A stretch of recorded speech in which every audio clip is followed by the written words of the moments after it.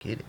All right, we are back, huh? We're back at the 9 Club, everybody. Today, we have a very special guest. Mr. Steve Steadham is with us. How are you? Pretty good. Dude, thank you so much for coming on the show. We appreciate you. Your name comes up frequently on the show. Yeah, it does. It has. Especially when we have, some of the older cats on here, the 80s dudes. Your name comes up a lot. I feel old already. No, you shouldn't, dude. Yeah, 80s. I mean, Jerron's, you're older than Jerron, right? Jerron, you're older than... He's just Man. Oh, no. No, he's got me. No, I don't mean to make you feel. I'm just saying, I don't feel old. you get mentioned a lot, and so I'm stoked to meet. Nice. Stoked to have you on Hope the show. it's good. Yeah, no, it's always good. That's definitely a good thing. For sure. And how did you? I mean, it's a cliche question, but like, you grew up in Vegas, is that right? Grew up in Vegas. How did you get introduced with skating back then? I had this friend of mine that just came around. His name was Bubba. It's this big 6 foot tall black guy that just skated and did all these 360s, and it just tripped me out. I just look at him, I'm like, whoa.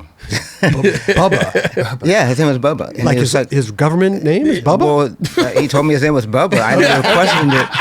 All right. But yeah, he would just do these 360s, and he was so cool. But I didn't really know anything about skating. I was like in high school, junior high, I was like a wrestler.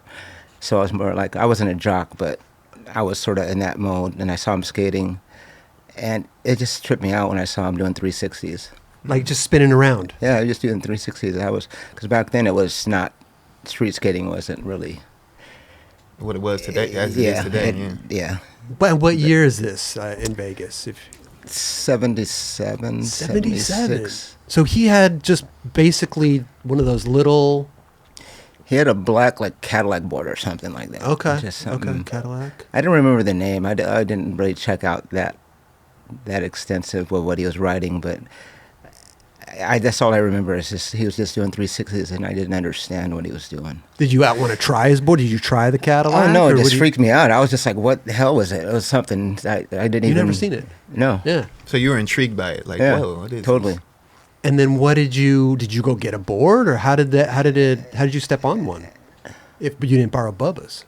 I think the first time I tried a board was I rode his like a year later. Okay.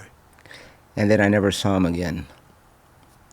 Bubba I think disappeared. he just Crazy. Like, Crazy. he just moved. You've never seen Bubba ever again. Wow. Ever again. Wow. But he sparked it. That's what Oh, yeah, he sparked did. everything. Yeah. I love that. That's amazing. Yep. We're going to find Bubba. Oh, we'll yeah. find him. Yeah, as soon as possible. We're going to try to put a... just be on the lookout for Bubba, He's out there. Yeah. So you rode Bubba's board. He disappeared with the board, or you got? Oh the board? no, he just disappeared with the board. Oh, with I the didn't board. have Okay. this board. No. Okay. I never had a board for a long time, and then I saw another friend skating and saw some like Bane was a big brand. Road Rider 4s. That was like the shit then. Okay. At that time. That was a long time ago. Yeah, but Road Rider 4s was like I think the first good urethane wheel. Amazing. And how did you get one? I bought it at some local skate shop, and I just started riding like spillways and cruising around on the streets, Okay. but not street skating. Just I mean, it was rolling. street skating, but it was just like riding, Riding. like transportation, really. When you I'm so interested because like back then also there's just probably magazines, right? And maybe There was there's magazines. no That was it. videos yet, No. right? So no videos. Cell phones, videos, none of that. The iPhone wasn't invented. So I'm so fascinated. So you just riding down the street like you saw Bubba do, maybe 360s. Yeah, started like once I got the magazines, I went to like the spillways. Okay. And that was more like bank riding, really, just going down this big embankment, trying to go fast. And then like high jump, all the stuff that was in the magazine. That was really out the extent. I tried to high jump. I got into all of it, but nothing really captivated me. Like really? Nothing that was in the magazines really. You tried it all and nothing really. Nothing. But you stuck with it. Oh no! When I went to a pool called the Desert Bowl and saw some guys skating the pool on a skateboard. And it was called the Dust Bowl. It had this big old pile of dirt in the middle of the pool, so they were riding around it. Oh. And I saw that, and I was like, "That's what I'm gonna do."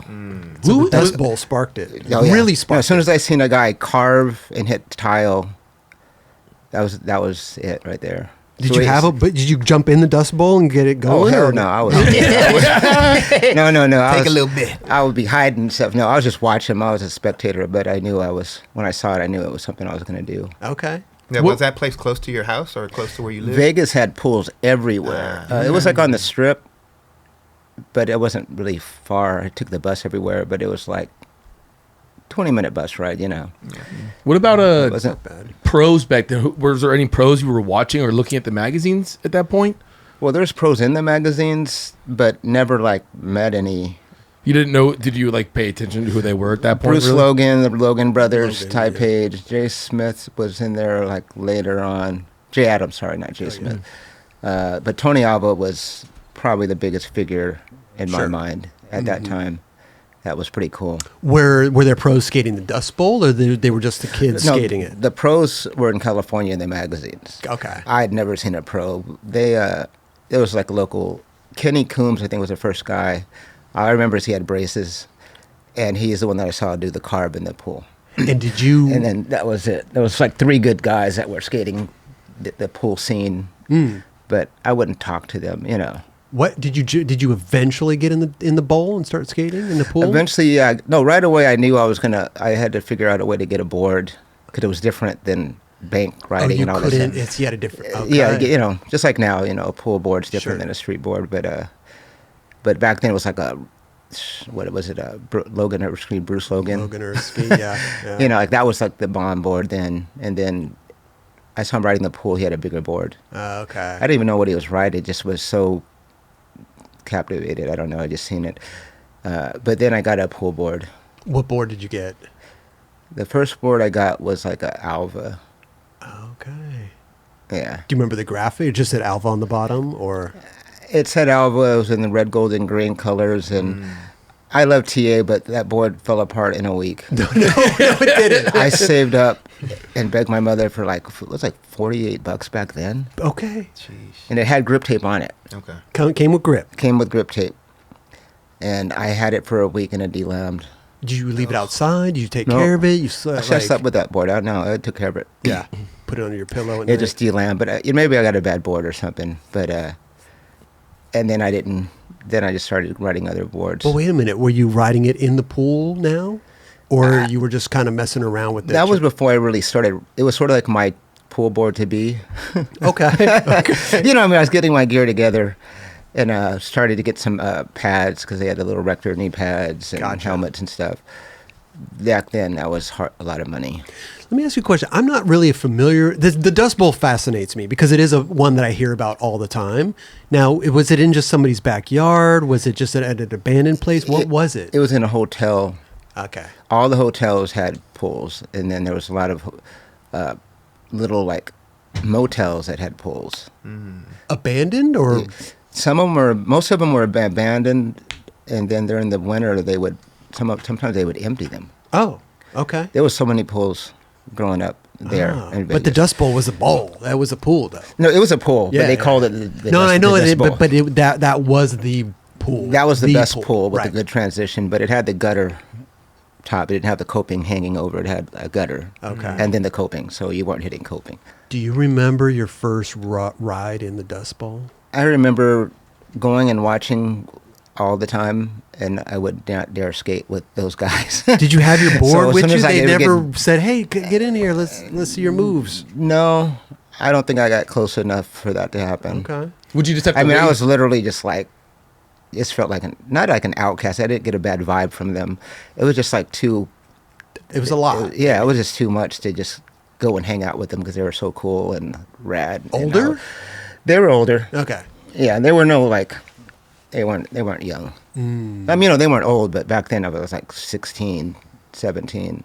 So 20 was old. So yeah, so 20 was old. So No, did 18. you drop in, or did you like take a ride when nobody was around? Yeah, I or- carved really low around the dirt. Okay. I mean, everyone around the dirt, but yeah. Sure. But it was the best feeling, though. I remember that. Right. Moving forward, was there a time when then now you're skating with these guys in the Dust Bowl, or? I think within a year, half of them were gone. Oh. And then there'd be new pools that would come up, and then the next local generation would come up, and I was part of that. I think because back then it was, I don't want to say a hobby, I think. I mean, like you weren't going to get sponsored coming from Vegas, so it was like you did it, and then you went to school and got a girlfriend and, left it behind. There was no thinking that you were going to be ever a pro skateboarder. Oh, no. Right. Or being sponsored, really. Yeah. I mean, it was possible, but no. There's like local shops that would sponsor you if you were good, like in Vegas. Would the California crew ever come to Vegas and skate the pools? I and don't stuff? know. Back then, they weren't touring the same. No. Everyone was going to California from what I knew. Right. That was where to go. They weren't touring the world. I think Alva and stuff did a couple things, but never like to Vegas. But you did eventually go to California. Oh, I did, yeah. Yeah. I started going to Vegas, California all the time. Just you drive to Vegas? I would take the Greyhound bus. You would take the Greyhound bus. 18 bucks for a round trip ticket for a weekend. That's amazing. $9 each deal. way. Yeah, my dad would give me like $60 for the weekend, and I could go and skate, eat, get a hotel room, Motel 6 for $19. How old are you? Like 17. I was in high school, like 17, sophomore. 18, okay. But I was like $19 skating for a part time. hotel? By the time I was a junior, I was more into it. But yeah, I would go out there on the Greyhound with my friend. We'd split a Amazing. hotel room, pay to skate the park, and eat. Yeah. Amazing. Wait, what park would you go to? Usually go to Upland. Upland, okay. That was, the comedy pool. I always liked the big stuff for some reason. Really? The comedy pool was gnarly. When did you start to realize that this could be something like, hey, I'm going to get better. I'm getting better. Maybe I can get sponsored. And Well, do as it. far as just my passion for it, it was when I just started riding a pool and just feeling that rush of vert. Mm-hmm. I was never going to be a pro or get sponsored. When you saw a good guy skate in person, it wasn't going to happen. I mean, when you really see it in person, you're just like, I loved being a spectator at that point. Half the time I come out to California, I would just watch. Yeah. I think watching skateboarding in person is, I mean, when people are really good, like street skaters or anybody for that matter, you're like, wow, these are really But skating bowls professionals. and stuff Yeah. at that time, I'm sure he was in awe, like what I would be as well, just because of the simple fact that's not your everyday thing that you're seeing. It's gnarly. I think I saw Steve Alva at Upland, and it was like the star was like Elvis came. It was like that. It was that rad though, and he was so rad. Like he was so good. Yeah. But he skated it so good that it was untouchable. Like that's how I felt like it's never going to happen. So you see Alba skating it and you're just like, oh, dude. I saw Steve Alva skate Upland, Chris Miller, Oh, yeah. a guy named Tank, which I don't know where happened to him. His Maybe Tank and I don't Bubba are really kicking go. it. I try not to go by color too much, but he was one of the only really good black skaters that I saw, and he ripped that pool. He was like really, really good. And he just disappeared? And he he disappeared. And he was like really good though. Huh. Like super good. Like Andrex, inverts. He rode with Chris Miller and Alba brothers all the time. So he was actually on that level. He was like really good. Okay. And he was the coolest guy. Super straight. He probably is like a football player now or something. And he was more of not a jock, but just so clean and just proper like. Huh. But I don't ever I asked Steve Alba if he ever knew what happened to him, and he's like, I don't know. That's crazy. I got to research that guy. Was that inspiring for you to see another person like that look like you? It was inspiring, but before I even seen him in person, I went to Oxnard from some of my family was from Oxnard, and I met Jay Adams and Polar Bear and Marty Grimes. Yes. The whole Z team was there in a van with a trailer on it, well, a truck with a trailer on it.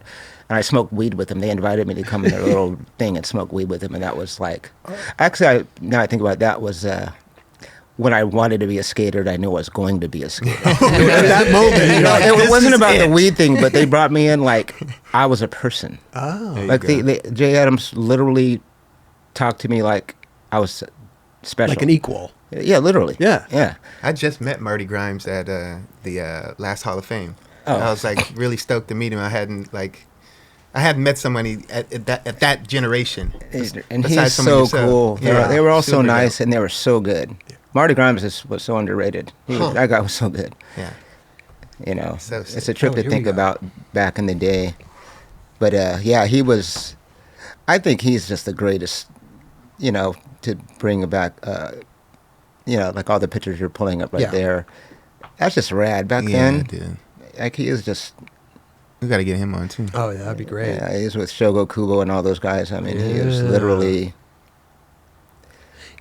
And- Yeah, Thrasher did a magazine, and they covered that like it was like a black issue or whatever, you know, and they had like 20 people on the cover, and I'm just like, I love those guys over there, but I'm like, what are they doing? Because they put us all in one issue, and you know, I mean, like, I'm into fair acknowledgement, no matter what color you are, but acknowledge it the right way. It was almost like it's like Black History Month. One day a year, you get, you know, most blacks are like, no, we're good. We don't need a Black History Month, you know. But they didn't even put him on the cover. He should have been the only person on the cover. Marty. Marty should have been the only person on the cover, and then featured the generations after, I think, to do it right. You know, I mean, I know that they're a magazine, you're trying to cover, you know, a lot in one thing, but Sure. For sure. but I mean, look at that. I mean, that was with Jay Adams. I mean, that was. Look at that picture. This freaking styling. doubt. Let me look at this. Let me look at this. Yeah, Let's he pause. was, This is I on mean, he YouTube was good. video. All these guys were good, but he was as good as all of them. Like, No but they doubt. were all so cool. That's one thing I felt with them. They were like the coolest group of people. Yeah. And that must have been something else too, because like you said, they treated you like you're an equal. Oh, they you did, know? and I didn't just even. like a regular person. He really did. Were they like? Was it like more like, hey, like kind of a sponsor type thing? Like, oh, we see Oh, talent, no. or it was just like, It oh, cool, was- just hang out. It was literally just I was at the skate park hanging out, and I was a skater to them, and they're like, "Dude, just come on over to hang out with us." Like Sick. it was that pure. I love that. And yeah, and that really affected me. I think to where I just felt like I could be part of something. I think. You know, when someone, come on, let's go play football. You know, I mean, it's just me and you playing catch. You know, you feel Right. like, oh, I'm the one that's catching the ball. You know, like I'm part of this. And ever since then, I think I just, they were so humble. That's one thing that was cool about them.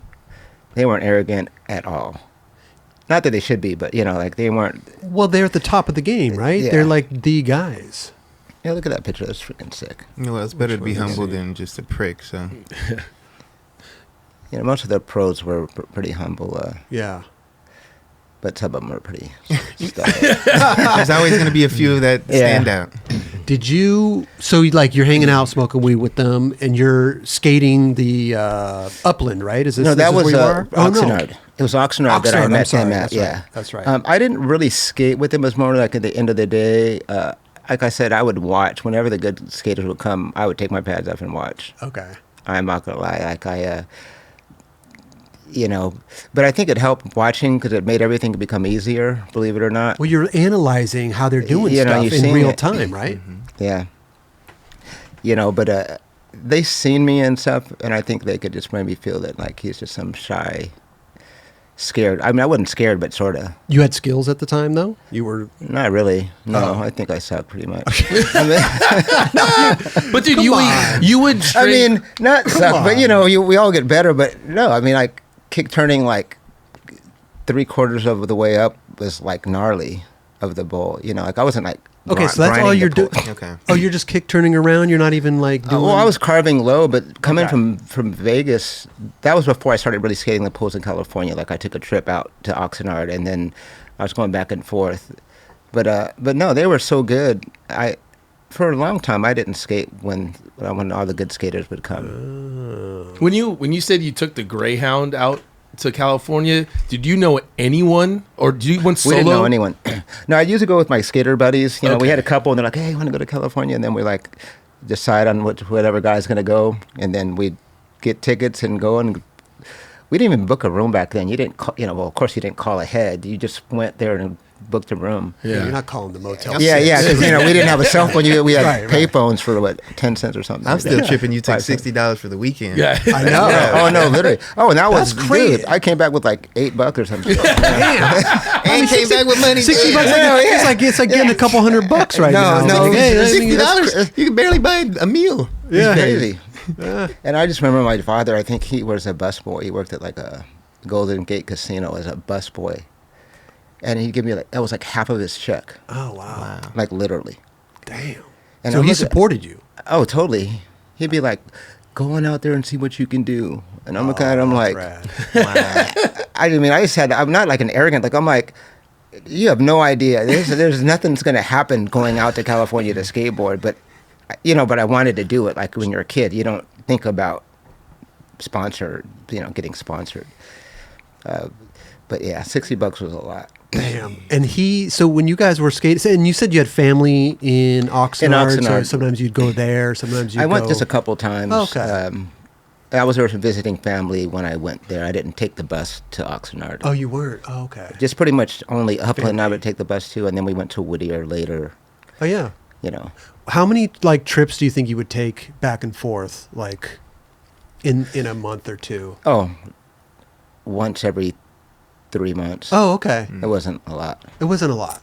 Yeah. You eventually moved to California, right? Yep, graduated, and then I moved out to California next weekend. Freddie DeSoto came out, drove his Datsun freaking car out and helped me pack my stuff up and drove back with me, literally. Wow. Freddie DeSoto. I lived with Freddie DeSoto for the first year and a half when I moved to California. What was the main goal to move to California? Skateboard. I wanted to become a lawyer. So I don't know how that happened, but yeah. But I figured I can always go back to school and become a lawyer, but I could never become a skater as a kid. So I just chose to be a kid to a degree, You can't I know what you can't go and become a lawyer then go back and skate. Yeah. So later. I just said, I'll just go skateboard. I was never going to get sponsored or become a pro. You keep saying that, which is incredible. When was the moment though when you're like, wait, okay, now I'm keeping up with these guys. Now I'm doing it. Now there maybe is a chance. I skated Castle. I don't know if you ever heard of Castle. Of course. Oh, yeah. I skated every damn event there was. Freestyle, bank slalom, pull, every event literally. And then I learned how to get used to the pressure. You know what I mean? They call you out and you're like, oh, never, And then I think I never thought about it. I just got better overall because I was freestyling, doing like a headstand on a damn freestyle board. Riding pools. Okay. Yeah, I did it just to be an amateur and get points. So I was like overall amateur, that type of thing. But I'd still see the pros, and there was no way. There's no money involved in these contests. It was never about money, honestly. Yeah, it was more about just.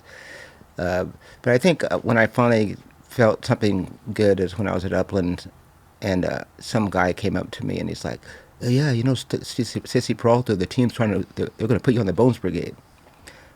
And I was like pissed off at him. Like, that's so effed up. You're so full of shit. Like that. Yeah, right. And he's like, and he looked at me like, and I was like, you're tripping. Because I was like a Powell kid. That was the team. And then Stacey Peralta comes up to me like half an hour later and is like, hey, we've been watching you and we want you to join the Bones Brigade. And I was like, no freaking way. Wow. And I still thought they were like messing with me because I'm like, yeah, right. But he was so serious. So I'm like, I wasn't going to act like Stacey was full of shit. What? I mean, you know what I mean? No, but I thought it was. I'm like, sure. yeah, right. And they were sincere. Wow. And then I had a little Volkswagen Bug, a yellow Volkswagen Bug. And I was going back to, I lived with Freddie in Anaheim. Not far from Lester Gasai, actually. Oh, wow. And I just realized that, wow, I just got on the best team in the world. Like, that's how I looked at it. How? This was 81, 82, 83? 82, 83. Okay. 81, like 82, 83. Graduated in 81. I moved out to California. And 2 years later, I got on Powell. So 83. So it happened pretty fast. But that's amazing. But I started to learn to... I skated Whittier, and Daryl Miller came one time. I was only skating by myself, and he came like in the middle of the afternoon by himself, And I was going to stop, and he's like, "What are you doing?" And I was like, "Shit, I'm going to take my pants off and watch you." Yeah. You know, because that's what I would do. And then he's like, "No, man, you got to skate with me." And I was like, "Whoa, Darren Miller's telling me I have to skate."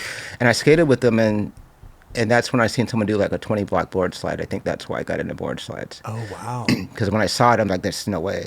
But he was so humble too, you know. And then I just felt like skating, and I wasn't scared anymore. You know, then Lance and Neil Blender, they were just like, "Dude, you got to come and skate with us." Because I would still watch them too, because they were the best guys at Whittier. But they were all so nice, and they just said, "You got to come and skate." So I became their friends. And then that's when I tapped into the frequency of just skate and have fun. And if you're around really talented people, you get better without even thinking about getting So better. true. That's true. You know, it Yeah. just happens. Yeah. And you're watching doing everything, like watching Neil Blender do Andrex. If you can't do a little tiny Andrex, you know what I mean? Like, you can't even think, well, if he can do one like overextended 6 feet out, you can make an Andrex, right? You know, in your head. And then that's what changed everything. But I never really thought Steve Steadham, like, I'm Steve Steadham. You know what I mean? Like, I mean, you know what I mean? Like, I was just like, I was still a skateboard fan and watching it. And Lance was the coolest guy. Neil was the most intense person I've ever met, I think, within skateboarding. He's just like the coolest alien, like, you know, in a positive way, though. You know, he was so funny. This is Neil Yeah. Blender. Neil Blender was so look at rad. that. And he was funny. He'd be making jokes while he'd be skating. Yeah. Like, you only had fun skating with that guy. He almost wanted you to have fun, or he was just making fun of He was so funny that you had to have fun when you were around him. It was Okay. just like hanging out with George Carlin or something. You know what I mean? It's like, It's like Tim you Gavin could be and some homeless shit. with Yeah. George Carlin, and you're like, I love this. I Right. could be homeless for 5 years with this guy. yeah. You know, but he was always just making jokes and made it so fun. You could see that, like, in some of those videos, the character that he had, like, that comes out of him, it seemed very natural. You know, later on when they had, you know, more established videos. Sure, Yeah. sure. Wow. So I want to go back to getting on the Powell, because you got in the car. Wait, Stacey, obviously, like, he was coming around and watching at the, because I've heard these stories before, how they would, you know, kind of like recruit and like put people on, right? Yeah, he's interesting how they pick the writers. He has such a gift Yeah. to pick people. He could see where you're going to go, you know, if you stick with it. But he, like, you know, obviously Caballero, McGill, Lance, you know, every one of them are just amazing. Those you are know? handpicked by Stacey? Yeah, he hadn't picked them. Wow. So was this like he saw you over time, or just that one event? I think someone like him, they see results and stuff, you know, and he's pretty smart. I think he's thinking about the next generation too. And, but he's like the man as far as skateboarding goes to me. Like, you know, like, out of everyone to find the Bones Brigade and come up with that concept and have the best guys together on one team I really haven't seen that even since that, Yeah. you know. But he was a skater, so he probably knew just from being a skater, you know, just like you, if you're a street skater, like, just the way that guy lands, you know, he did a 360 tray flip, or, you know, whatever, like, Sure. landed it perfect. You're like, that guy is probably going to become. You could see the style. You could see the day one. You know, I seen that kid, and I saw him. Like, I sponsored him for a minute. He was above my mindset, because he was he made everything so simple. Yeah. The hardest thing. And I'm like, dude, he's not even real. Like, and then he turned out to be. I think there's only one day one song though. 100%. You know what I mean? Like, there's one. No 1000%. one's like, you know, Roddy Mullen obviously Yep. is on that same level. You know, but on a freestyle board. For sure. But yeah, the Powell getting on the team was pretty cool though. But I believe it when he said that. But it wasn't real until I got a big ass box. That's when it's You real. know, I mean, because that's when, you know, I was just like, 'cause I was still thinking I was getting punked. 'Cause I'm like, no, that just can't be true. You know? Well, I was going to ask you, did he ask for your phone That's number, what I your was gonna say. address? Like, how did that happen? He said, just call Powell and ask for Todd Hastings. That was a team manager, and he'll hook you up. That's all he said. That's all it was. Yeah, he didn't. And you just get the number out of the magazine? Is Powell Peralta's Pretty much, he number didn't right give me there? a business card or anything. Stacey was so Call Powell. sincere, the way he would just talk to you. Like, Yeah. I have you ever met Stacey? I've have. never really met him. If you meet him, I think you would Very totally in know. passing. Like, he, yeah, just talking to him, he like doesn't suck you in, but he speaks to you like it's so gnarly. Like I can't explain. I don't think there's really anyone else that I've ever met has that energy. Intense? I can't even explain it. Okay. It's like certain You know, people I'm have sure that like aura. Lance and a lot, everyone else would be like, just when he talks to you, it's just like he's talking to you. I don't want to say talking to your soul, but you know, like Right. But, Well, but some almost people- that deep though. Yeah, some 'Cause, people talk at you, right? you know, They just, he would talk to you, and he would always talk to you where you're gonna be. He placed you like if you're an A, well, I already know that you're gonna be an A plus. Like you know, he already put you. in that realm. And that next frequency, and then that's why I think all of us are always better and better. Interesting. But you know, hanging out with Cavallero and Latch, you have to be, you know, you can only be good Sure. around those guys, you know, and they're all funny and straight as hell because they didn't party at all. I smoked weed. They looked at me, I was crazy. You know, they're like, you pothead, you're on drugs. And I'm like, yeah, you know, because they're like, weed, dude, how can you smoke weed and skate with us? I was looking at them like, what are you talking about? I mean, you know what I mean? Because they looked at it like, that's crazy. But I got my first big box from Powell, and the team manager was like, what do you want? You know, I'm like, I don't know, what can I get? A couple boards? He's like, started laughing. He's like, whatever you want. And I didn't understand that. You know, because he's literally like, whatever you want. How do you know what they? Yeah, How do you know I'm what like, they well, have? I don't know how many. He goes like, what, you want like 10 boards? I'm like, you know, I was just like 10 boards, you know, like, wow. And it seemed like 12 boards or something. And just like, it was just so Stuff you much out. stuff. Jeez. But he goes, well, you're on the team, so whatever you want. You know, because I never experienced that, you know. And, and it was probably the best experience. So they were always really cool. Isn't that motivating though too? Like you Oh get that my box, God. you're just like, I'm about to go Just fuck from this getting shit up. from driving home from Upland, saying Sissy was on that I was on the team, to getting my first box, I got 40% better without even riding my board. Confident. Literally, Yeah. without even riding my board. Next time I skate, people are like, "What the hell?" I'm just like, "Yeah, That's right. no, it was They plug crazy." me in, I'm ready. Steve Steadham. man. Oh no, I wasn't even. I never even felt that way. Even I think when I got my board, just kidding. I you know what I mean. But a lot of people are We just can like, tell "What?" you I how go, we're you know, like I'm this. like, I'm still a fan of skateboarding even now. But you get to a point where you believe in yourself. Where I was riding Mike McGill boards, and then when I finally got a model, I like, you're Steve Steadham now. You know what I mean? Those are your friends. You're not riding their board anymore. So that's the only time I think I sort of thought about myself in that regard. You know. Okay. How did that come? Like, did that Powell board when they turned you pro? What was that like? Or did you know you were turning pro? Did they have a plan? Like, what was No. the? Yeah, how long in between before you got on until you actually turned pro? Well, I was skating forever, amateur, like all the contests, like I said, and for some reason, Kevin Staub would always be in the pool. Like it's the dumbest. I mean, I love Kevin. You know, it wasn't like his fault, but I mean, not that it was his fault, but it was more my fault. Like Whittier, I'd skate and frontside inverts were my favorite trick. Well, my last trick of my run, I would fall on a frontside invert, and John Lacer's looking at me like, all mad at me, like, you let him freaking some other skater beat us and you're a local. And I never forgot that shit, because he was Really? just like straight up, he was pissed off, and I'm like, what? You know, and he's like, pfft. He was like so mad at me. But I was amateur. I won all the events. I got to the point where I had to turn pro, because there was not there wasn't no one to beat, but you know, you get to the point where if you're hanging out with some friends and they're partying and drinking, let's just say, and then you want to be an elite athlete, you have to get new friends, right? You cannot stay with those people, because that's just how it works. And I told Stacey at Upland, I won all the events, and I go, I'm going to turn pro. And he's like, oh, no, you're not. Stacy said that. Stacey was like, no, you're not. Well, you told him you wanted to be pro. Yeah, I go, I'm going to turn pro tomorrow, because I was a cut. You know, no, it was like that. Well, I've heard stories. People turning themselves, they check the box. And then right? he was like, no. And I go, Stacey, I'm turning pro tomorrow. And he goes, well, if you turn pro tomorrow, you're paying for your entry fee. And I looked at him. I don't know who the hell was talking. I go, I guess I'm paying my own entry fee then. I don't know how I even for real. God is my witness. I was just like, whoa, what are you talking about? I was talking to myself going, what the hell are you talking? I don't even be cussing. I was like, dude, you're losing your effing mind. And I told him, and he looked at me like, excuse me, you know, but he looked at me like, whoa. And I was just like, what? I don't think I was arrogant, but I was just so sure that I was not going to be amateur anymore. I think that's what he was like. Whoa, you're not going to. I'm not changing your mind. Like I don't even know. No one ever said no to him, and I'm not all that. I don't. I'm surprised I even still did it. And I was going to turn pro the next day.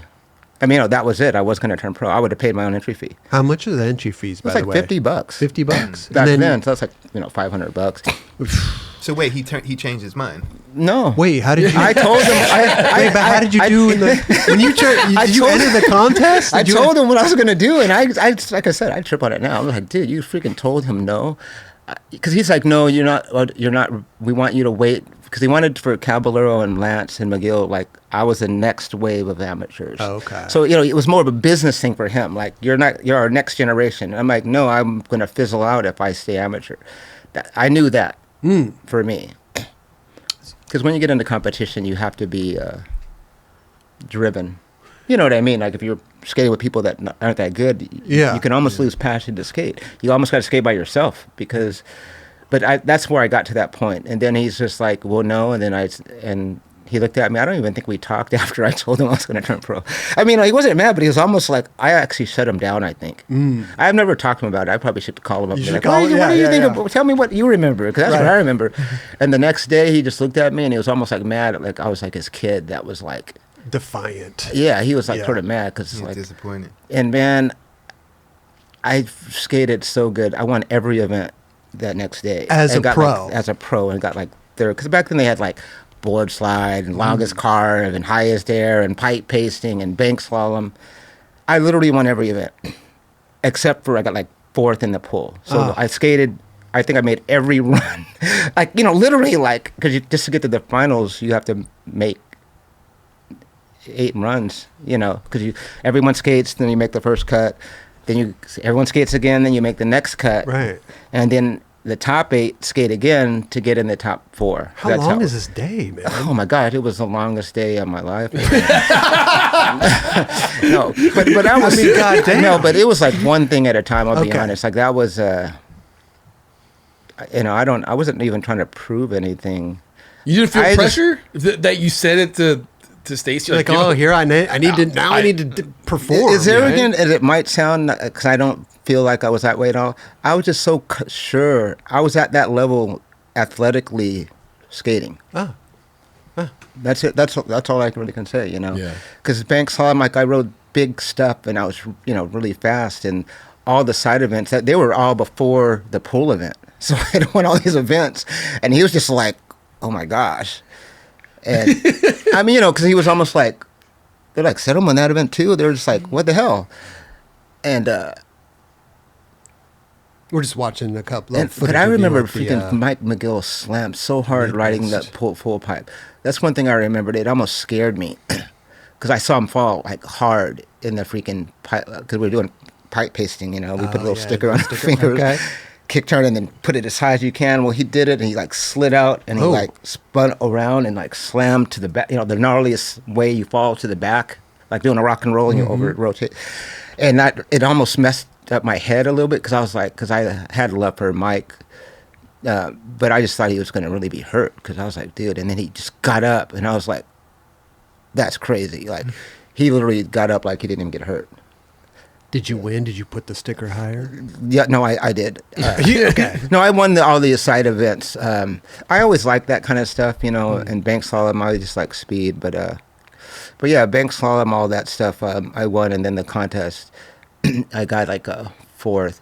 And he came around. He shook my hand and acknowledged that he was, I don't want to say wrong, because he had a plan for the brand, not for Steve, for like me. And I go, dude, I have to turn pro. And then, and after he just said, I'm going to do everything I can to help you. Really? Yeah. He wasn't bitter or anything. It was, I probably skated better by him saying, you're probably gonna have to pay your own entry fee. Like you're not going to turn pro, we're not turning you pro. And I go, I would have quit and rode for myself the next day if I had to. Yeah, but here you are. It's the best company in the world. I guess I have an arrogant spirit. I was just confident at that time. I don't even. But like I said, I'm surprised I even told him that shit. I'm not gonna lie. I just was like, wow. But I was just so sure.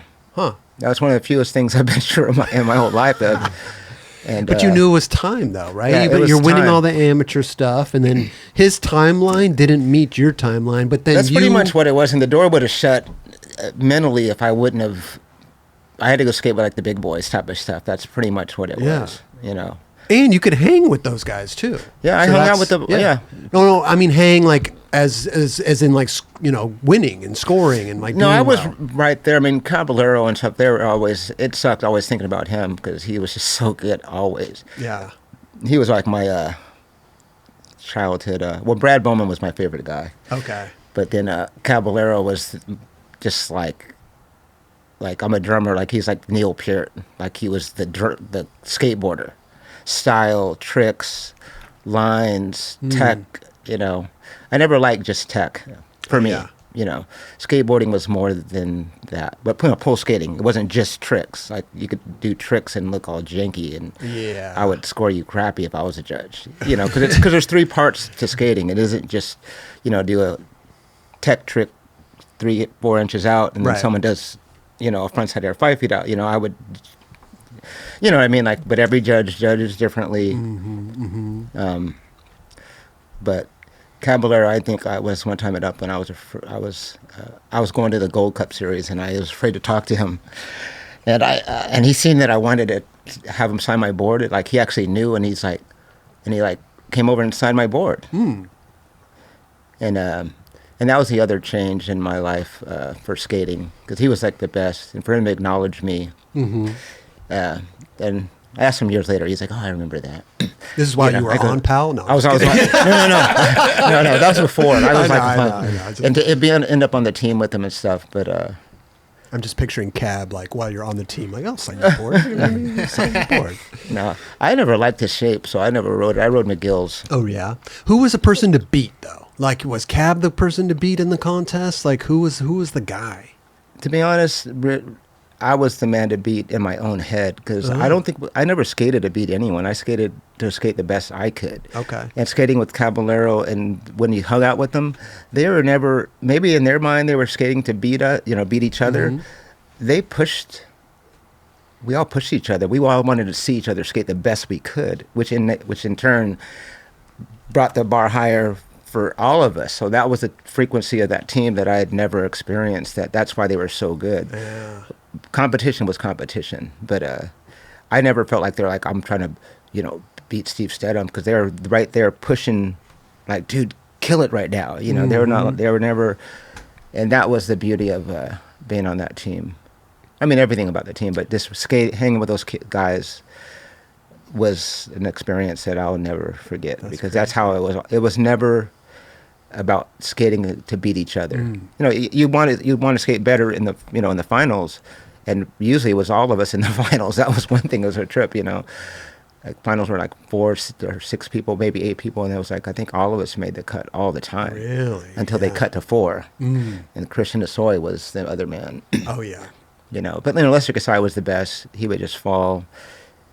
He was always the best guy, but he just didn't know how to maintain. If he do a 7-foot air, he had to do an 8-foot air on the next wall.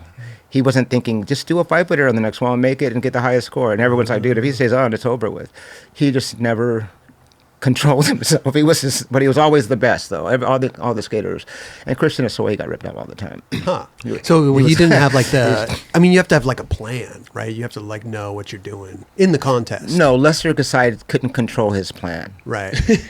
He would have won mostly all of those events. Huh. He was the best skater. Nobody told him? Hey, dude.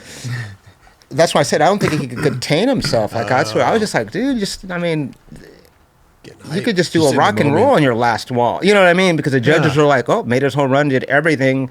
They don't look at it, but if you fail back then, it was detrimental. Yeah. It was detrimental to your scoring. And he was always like that. I skated with Lester all the time. He was a Whittier local. He was the best. Every trick, any wall, like sort of like Gator, one of those guys, just didn't even just drop in and do every trick. You're like, what the hell? We all skated in combinations. Yeah. Jeff Phillips was another guy. He could just skate random, just drop in and just I go, dude, you don't even have a order except for high air. That's the only time, if you did a high like air, you're going to do a high air next. You don't go to a lower. Right. You stayed high. But other than that, they were just. How was Billy? How was Billy Ruff at that time? Oh, he was one of the top skaters. I was a fan. I was watching him. Yeah, Billy Ruff was right before Caballero took over. I think it was Billy Ruff. Yeah, he had a Billy moment Ruff for was sure. the man. Elgato and stuff, of course, too. Yes. But What a time. yeah, see, Lester Desai is just He's killing it. style, and I think he is the most humblest skater ever. Though he would just. You hang out with him and you're just like, dude, stop. He's just like the coolest guy. Yeah, I think he's Lance Mount's one of the coolest people, but I think Lester is the coolest pro that I knew personally, and then competitively.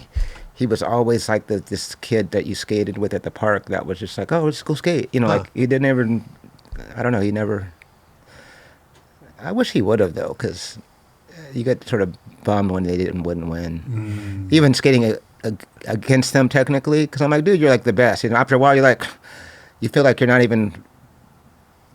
winning it, beating someone because you're handicapped. I stayed on, but he fell, but his run was better than mine. Right. But that one fall can destroy you, you know. So he wasn't skating, a contest. He was skating going like, dude, I can't. And Lincoln Uedo is another guy like that. He cannot. I go, dude, just cruise. How about just do 6-foot airs? You don't have to do 8-foot airs. Just do 6-foot airs. Right. I haven't talked to him. I go, dude, just cruise. And he's like, I don't know how. I go, dude, you have to think about it. You have to just regulate your airs, because once you get in the finals, go for it then, but you got to make it to the finals. That's right. So some of us were contest skaters, and then a lot of us, well, not most of us, but you could beat the better skaters because they weren't skating contests. Right. I think Tony Hawk would even say Lester was probably the best. But even Christian Hosoi, I was at all those events.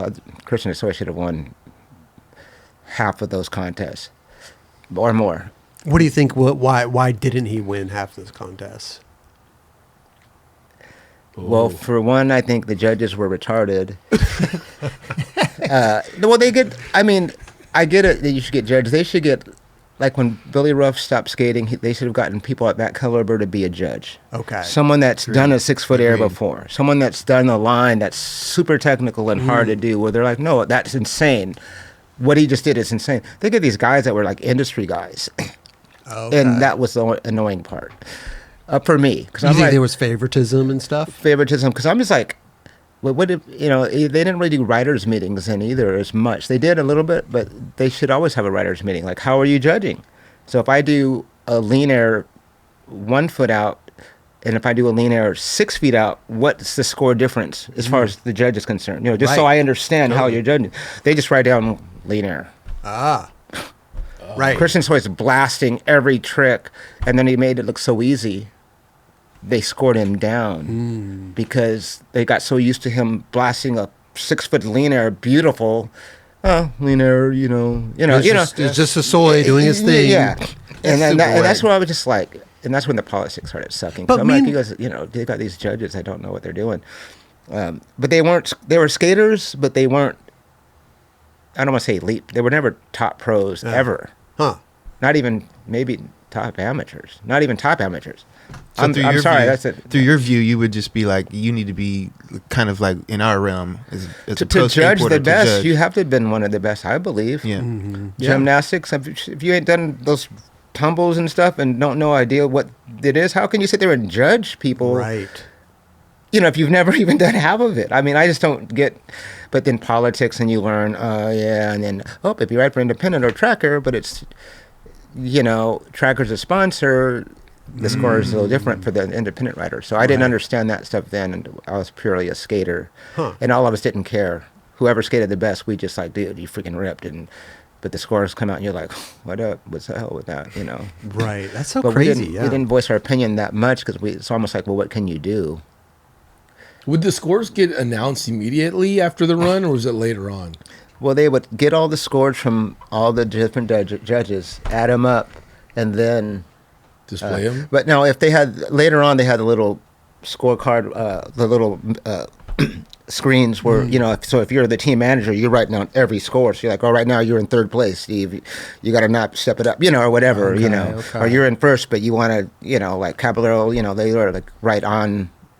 You knew the placings already then. Right. Because of them, but before that, it was tabulated, and you didn't really know. Until the end. So his scores could be pretty straight on par to what would happen. Your score could be pretty much on par what happened, but your score is just whacked. Yeah. I mean, you know what I mean. People, but you know what I mean. And you submit your scores, and they add them up, and his score would throw off the whole balance because.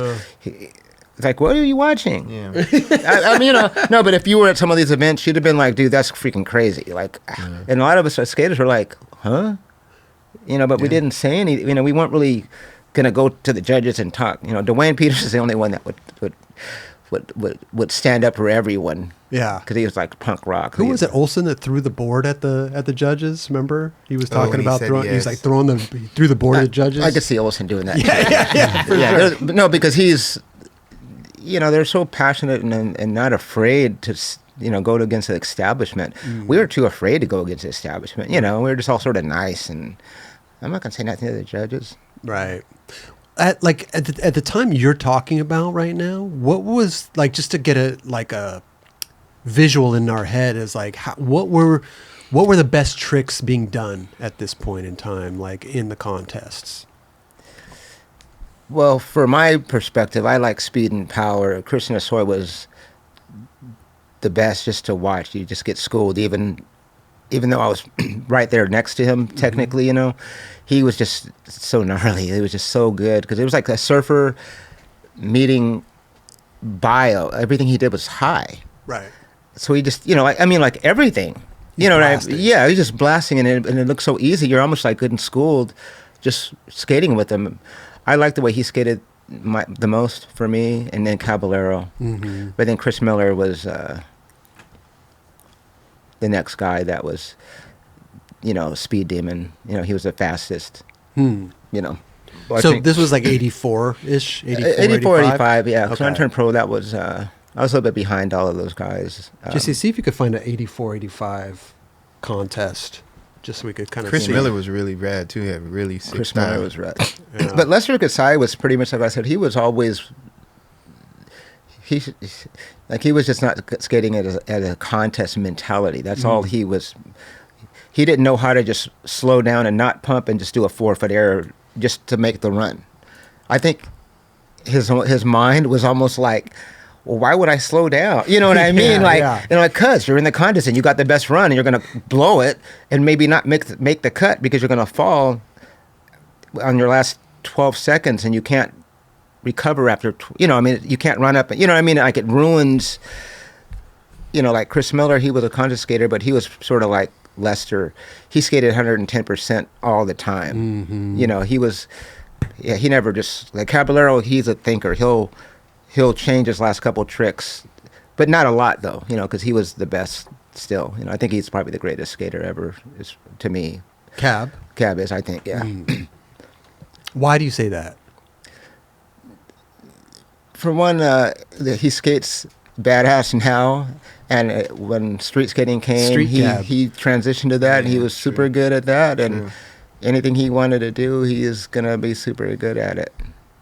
That's true. And he looks great, and then, style, tricks, and speed, that's what I go by as far as, judging, pool skating, Street skating, I never really got into it, really, I lost passion for it.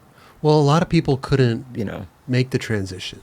I couldn't. No. I didn't even want to have a company when it went to street skating. Really? Because it wasn't really about the money. It was a business, but not really. I wasn't driven to keep a company. Little things and doing tray flips. I was used to like Caballero and McGill, 540, and stand next to the ramp and see this 7-foot air, and you're like, dude, this is so gnarly.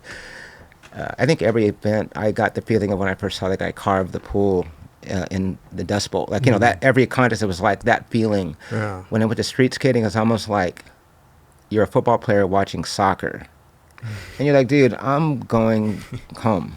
Like, you know, I mean, for real. Like, you're just like, I don't even watch it. I don't want to watch it. Right. But when I got back into skating, I really appreciated street skating because I really wiped my hard drive and said, understand what they're really doing, and then I'm like, oh, dude, that's just magical stuff. It's insane, you know. Right. But before I was just used to speed and gnarly big ramps, and then it was little rail, riding slow, switch, nollie heel flip. You know. I was just like, no, dude, I'm going home. You know? So when Vert died, you were out. My spirit died Yeah. with it pretty much. Did it seem like it happened like overnight? It seemed like it was overnight. It wasn't, but it felt like it because before you knew it, it was street skating. There was no vert contest anymore. And then kids look at you like, you're wearing pads, you're a pussy.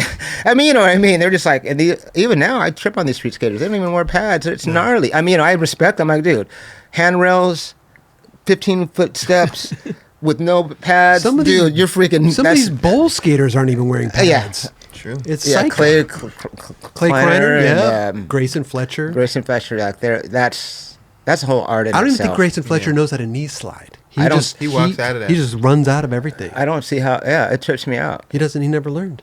Never learned how to knee slide. Isn't that crazy? You would never. Are you serious? Yeah, he doesn't know how to knee slide. I Really? talked to him about it. Dude, running out of those bowls will take a toll on your legs, Yeah. bro. Dude, imagine if he really learned to. I think he could get literally twice as good as he is. Dude. Right.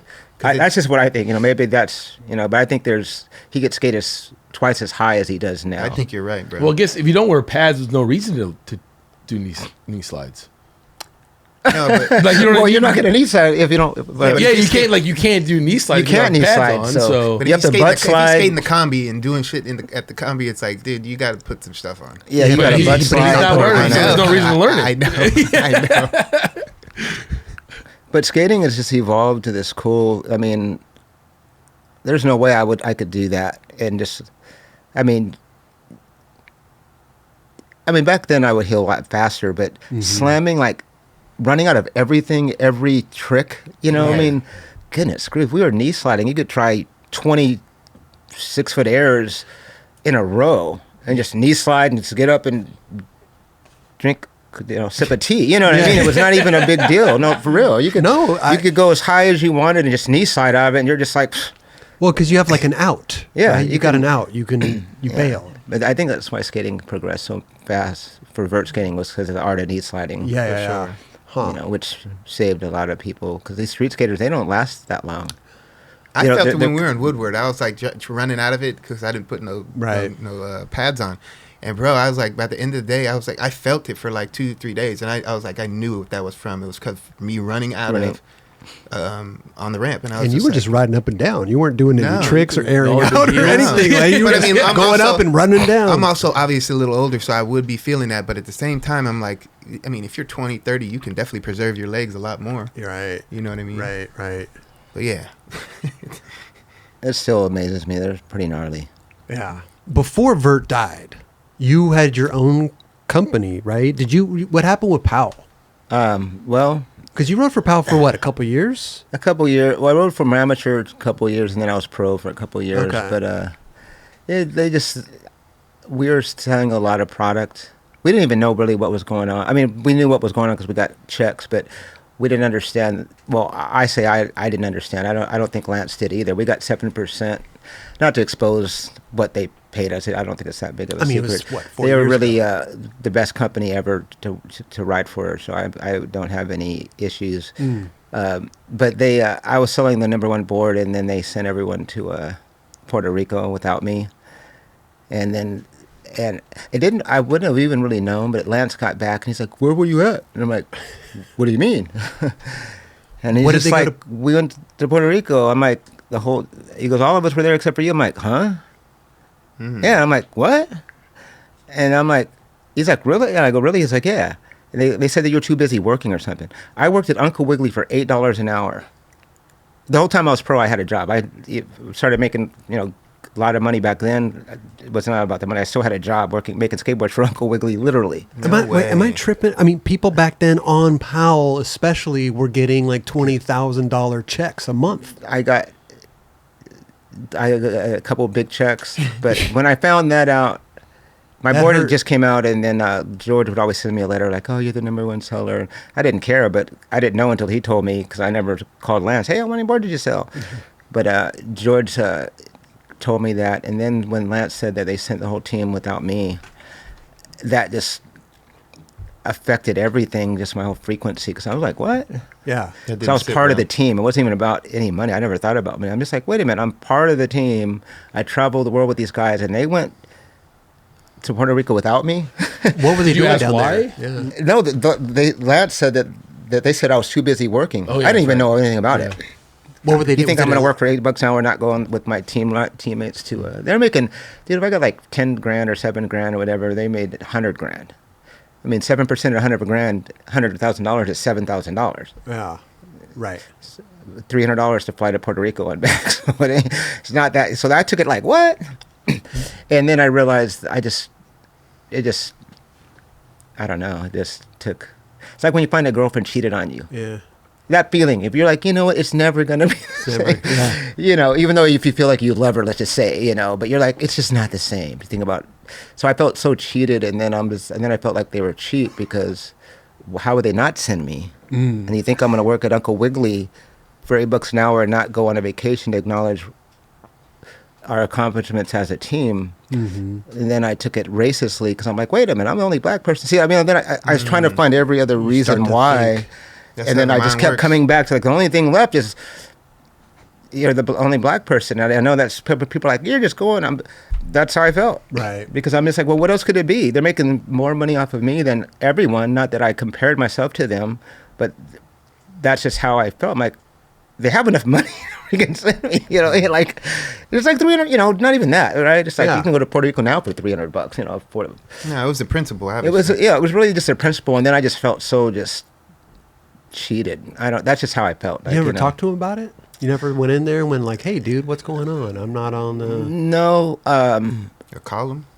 it was almost like I just felt so cheated that the damage was already done. Now they could have paid me off, and I probably would have stayed on the team because, Okay. because you know back then, because like I quit, there was 18,000 boards on order. So Of that's your board? literally. So that's like almost $1 million. Then, 18,000? so if I'm too cheap to That's go what I'm to, saying. That's to, why to these pay guys for are making 20 grand. No, at that you know, time, yeah, it was no, yeah. bananas. So if they made 20 grand, Yeah. and even if they were getting 10%, let's just say I was getting 7%, Right. but whatever. I mean, that's 200. 10%. If you get $20,000, that's what 200,000, 10% of 200,000 is 10%. 20 grand. So that's 20 grand. So that's what, and every rider they were selling that kind of quantity. So they're making millions, you know, and you know, whatever. I would have stayed on them forever, but I just took it, you know, like that. I just took it personally. Right. I've never even been, and he's like, dude, we have so many boards on order. You're going to make so much money. And I'm like, dude, it's not about the effing money. I mean, I don't cuss, but in my head, I'm like, dude, it's not about the freaking money. Right. You know what I mean? But if I would have known what I know now as far as business, I'd have been like, if you give me 150 grand, I'll stay. Okay. Because if you can either lose $800,000 or give me $150,000, you know what I mean? And they'd have been like, okay. You think they would have given you And I'm going to go to Puerto 150,000? Rico for a month, and I'm going Okay. to, you know, wear your shirt. You know what I mean? I mean, it would have been a business thing. I'm like, sure, because I didn't want to quit. That was the worst Right. day of my life. To actually tell Stacey I'm leaving the team. Did he ask you why? What are you doing? Why are you quitting? I told him, but I don't know. I think he'd think I thought I was playing. I don't know. Huh. So yeah, I'll probably like piss him off. That's why I'm not part of the documentaries, I think, because you can't quit Powell and then, you know, and so many people are like, dude, you're so big part of the team. Right. And your graphic is like one of their best they ever had. Why aren't you on the documentary? I'm like, because I didn't go to Puerto Rico. I mean, you know, that's how I feel. You know, I go, it goes back to the same shit. I mean, like, you know, and I love George and Stacey, whatever, but I'm still a person in my own mind, and that's all I know. They didn't tell me anything. You know, they could have, you know, talked to me. You know, Stacey's like, we'll make sure that you're in the next video a lot, and we'll, you know, I think he tried to like, Soften it a little Yeah. bit. Like, you know, and maybe I should have stayed, but Yeah. I did what I was supposed to have done. Just like when I turned pro, like I had to leave because I had to turn pro. Like, I don't think I didn't want to quit. It just sucks to have no understanding of why that happened. You know what I mean? Like, and to have you have your own thoughts to kind of like and put that out there. You know what I mean? It just puts you. I could see why you would be in that state of I just think because I was searching for everything. It's still probably the worst day of my life, to be honest. I'm glad I did, because I started my own brand. I'm never going to ride for someone else ever again. Yeah. That's pretty much what I felt. My name has to be attached to it, and I'm going to ride for myself. So my skating went down the next year, but my name as a brand went up. But I was a skateboarder, so it messed with your head, you know. Why? Because I was a skater, not trying to be a brand. But in my heart, I knew, like, you know what, you're never going to ride for someone else. Because I was going to ride for Vision. I had met with Brad Dorfman, and he's like, yeah, ready. You know, I was ready to sign the contract, and then something still said, but you're basically quitting the best team where you want to be to ride for. And they were the next big, you know, their riders were making just as much as Powell guys, pretty much. But it wasn't they have the same you know, their style. The riders were just not like the Powell guys. So then I just decided to ride for myself. If you were, I mean, back then you were making good money, checks were coming in, you're selling a lot of boards. Why did you have a job? Because I was still this little dumb shit skater kid. Because it was never like the money. Like that's. But I feel like you could have been out skating and doing other things, but you had this job. Was it a 9 to 5, or was it? I still skated every day. But see, even when I was working, I was still touching a skateboard. Like my world was skateboarding pretty much. I was gluing them and making them and cutting them and painting them. Then I'd get off and go to the skate park and skate every day. What boards you know what I mean? What boards was Uncle Wiggly's making? What boards? What they companies? had like Gargoyle was one of their popular ones. They had like 3. The owner, Doug, was really cool. Tony Magnuson ended up buying us some shares and was always around a little bit for the company later. Okay. So I really liked Magnuson. He was really cool. But they were like an underground brand, but they were sort of popular. You know, within, you know, people like the mainstream was Sims, Powell, and Vision, and then Uncle Wiggly was like Devo, you know, Devo. They're almost just some weird dorky band that's freaking rad. You know what I mean? Like, I wonder if Stacey was intimidated by that, because you were working for a brand that was actually known, but like obviously not as known as Powell Peralta. I really don't think so, because I just think they made a decision and I got missed in the shuffle, and they didn't take it like they were doing something that serious that would affect me that serious. I don't think they intentionally. They're almost like, well, you know, I don't know. It's like you almost forgot to clean one of your rooms. I don't know. You know, like just something like, oh yeah, the garage. Yeah. I mean, I don't think they intentionally like, let's not send Steve Steadham, you know. But how could they miss one of their main, you know, there's only 5 of us. You know, I mean, it wasn't like a lot of us, you know. We were the Bones Brigade. So, you know, and how could you not remember the guy that your number 1 selling board every month? You know what I mean? Like, it's almost like, well, how could you forget that though? I mean, that's like forgetting your first child. Was it not? No, it's just mad disrespectful overall. Yeah. Was it demos down there that you guys were doing, or that they were doing down there? No, it was an acknowledgement of our accomplishments as writers. That's what I understood.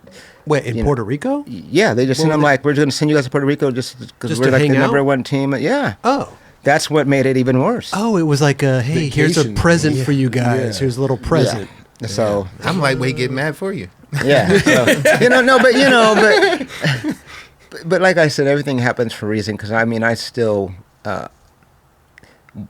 work for myself, and I have a lot of graphics after Powell. But my heart was always with Powell. I'm not going to lie. Like I wish he would have just said something, even just almost lied to me, just so I would have just not thought about it anymore. You know what I mean? Because it was the worst day of my life quitting. Damn, and then going to contests sucked.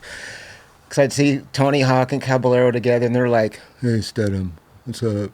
Oh, dude, it was the worst. I didn't want to go to contests anymore. Really? Actually, it was the worst. I hated going to contests after not going with them. Like, literally, I hated going to contests.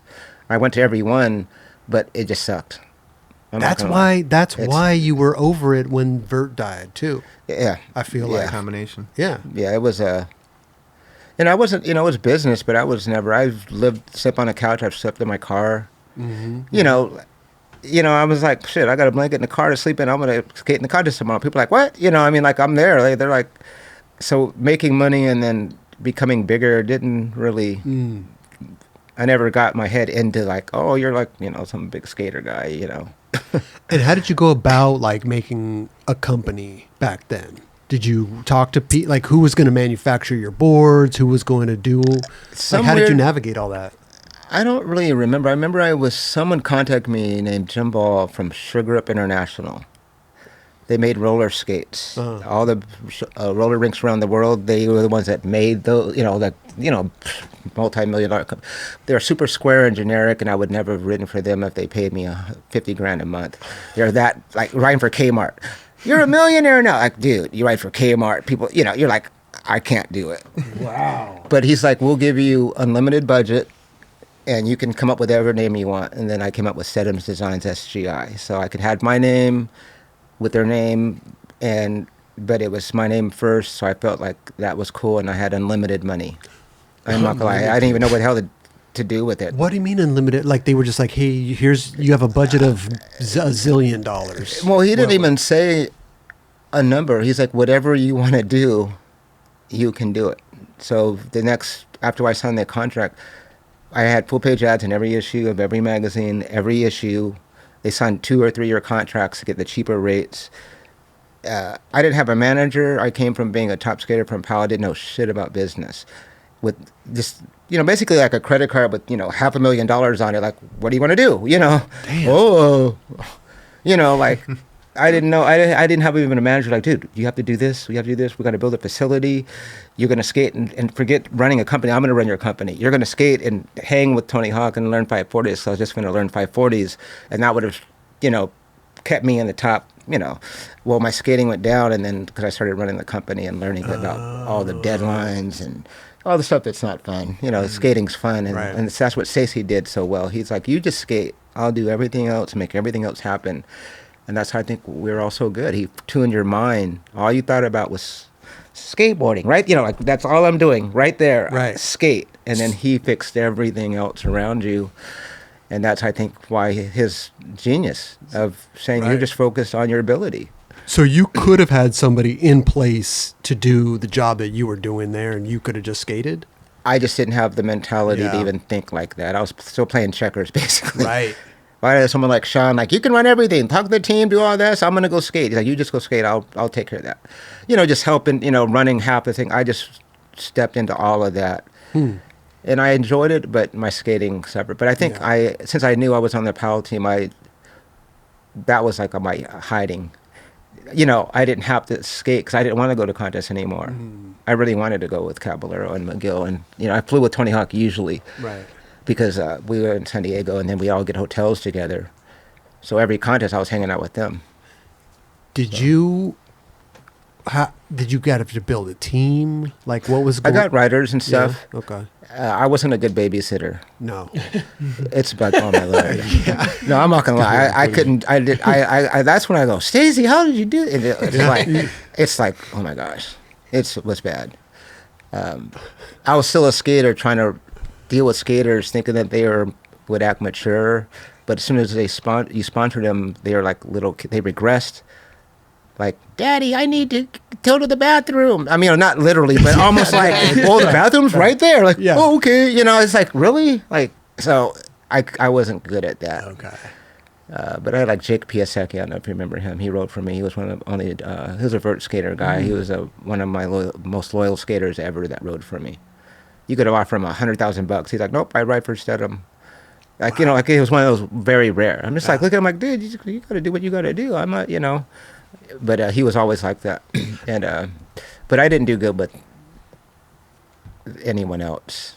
I had sponsored a lot of people, but some of them would lose their interest. Some of them, they just didn't get super good. It's so hard to become good in skating and become relevant and get a sponsor and continue to do it and then turn pro and actually place. Because if you turn pro and you suck, you sort of, I mean, you could be good though, but then you skate with the best guys and then you don't skate that good. You're like, you're out of there. Right. Because you're almost like, I'm a C+ student. Everyone's A's. I can't go to, you don't last because sponsors aren't going to pay for you to go.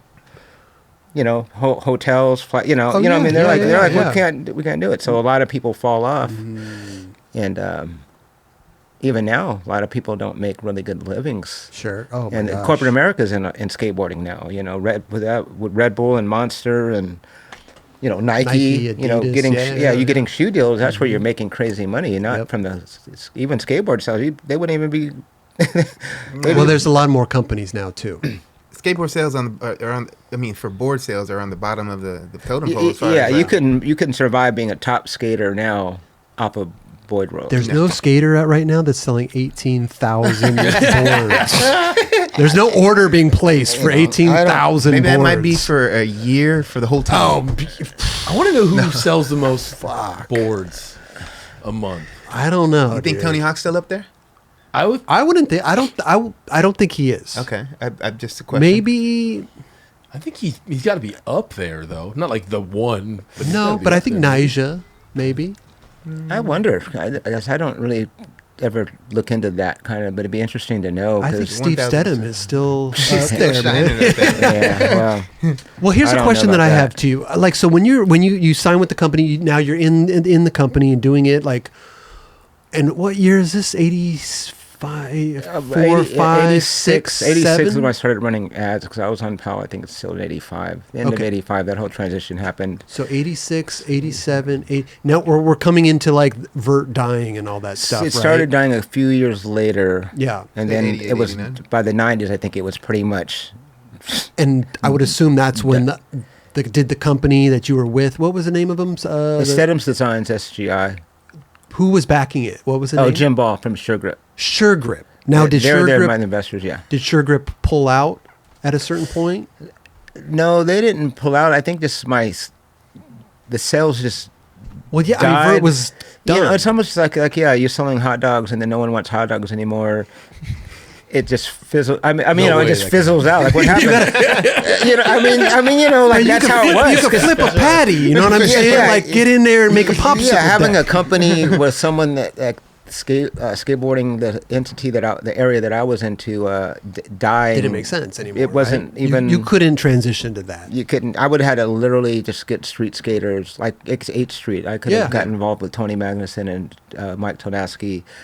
But that wasn't your passion, though. Yeah, and that was, even though I wasn't a businessman, even now I learn a lot. Mm-hmm. You know what I mean? But I never was thinking as a businessman. I've always been a skater thinking, do you want to do this? Well, the money's good. Well, no, that's not the first thing I think about is money. Now, I know you get older without the money. You have a car with no money but gas in it, you can't go anywhere. You're living in your car again. But But I've been building a lot of products now and learning business better. But I got, like Sean knows, I have so many products. Like I have energy drinks. I didn't bring them, but I've been doing shoes and stuff and just building my brand. And I'm finally ready to start marketing it.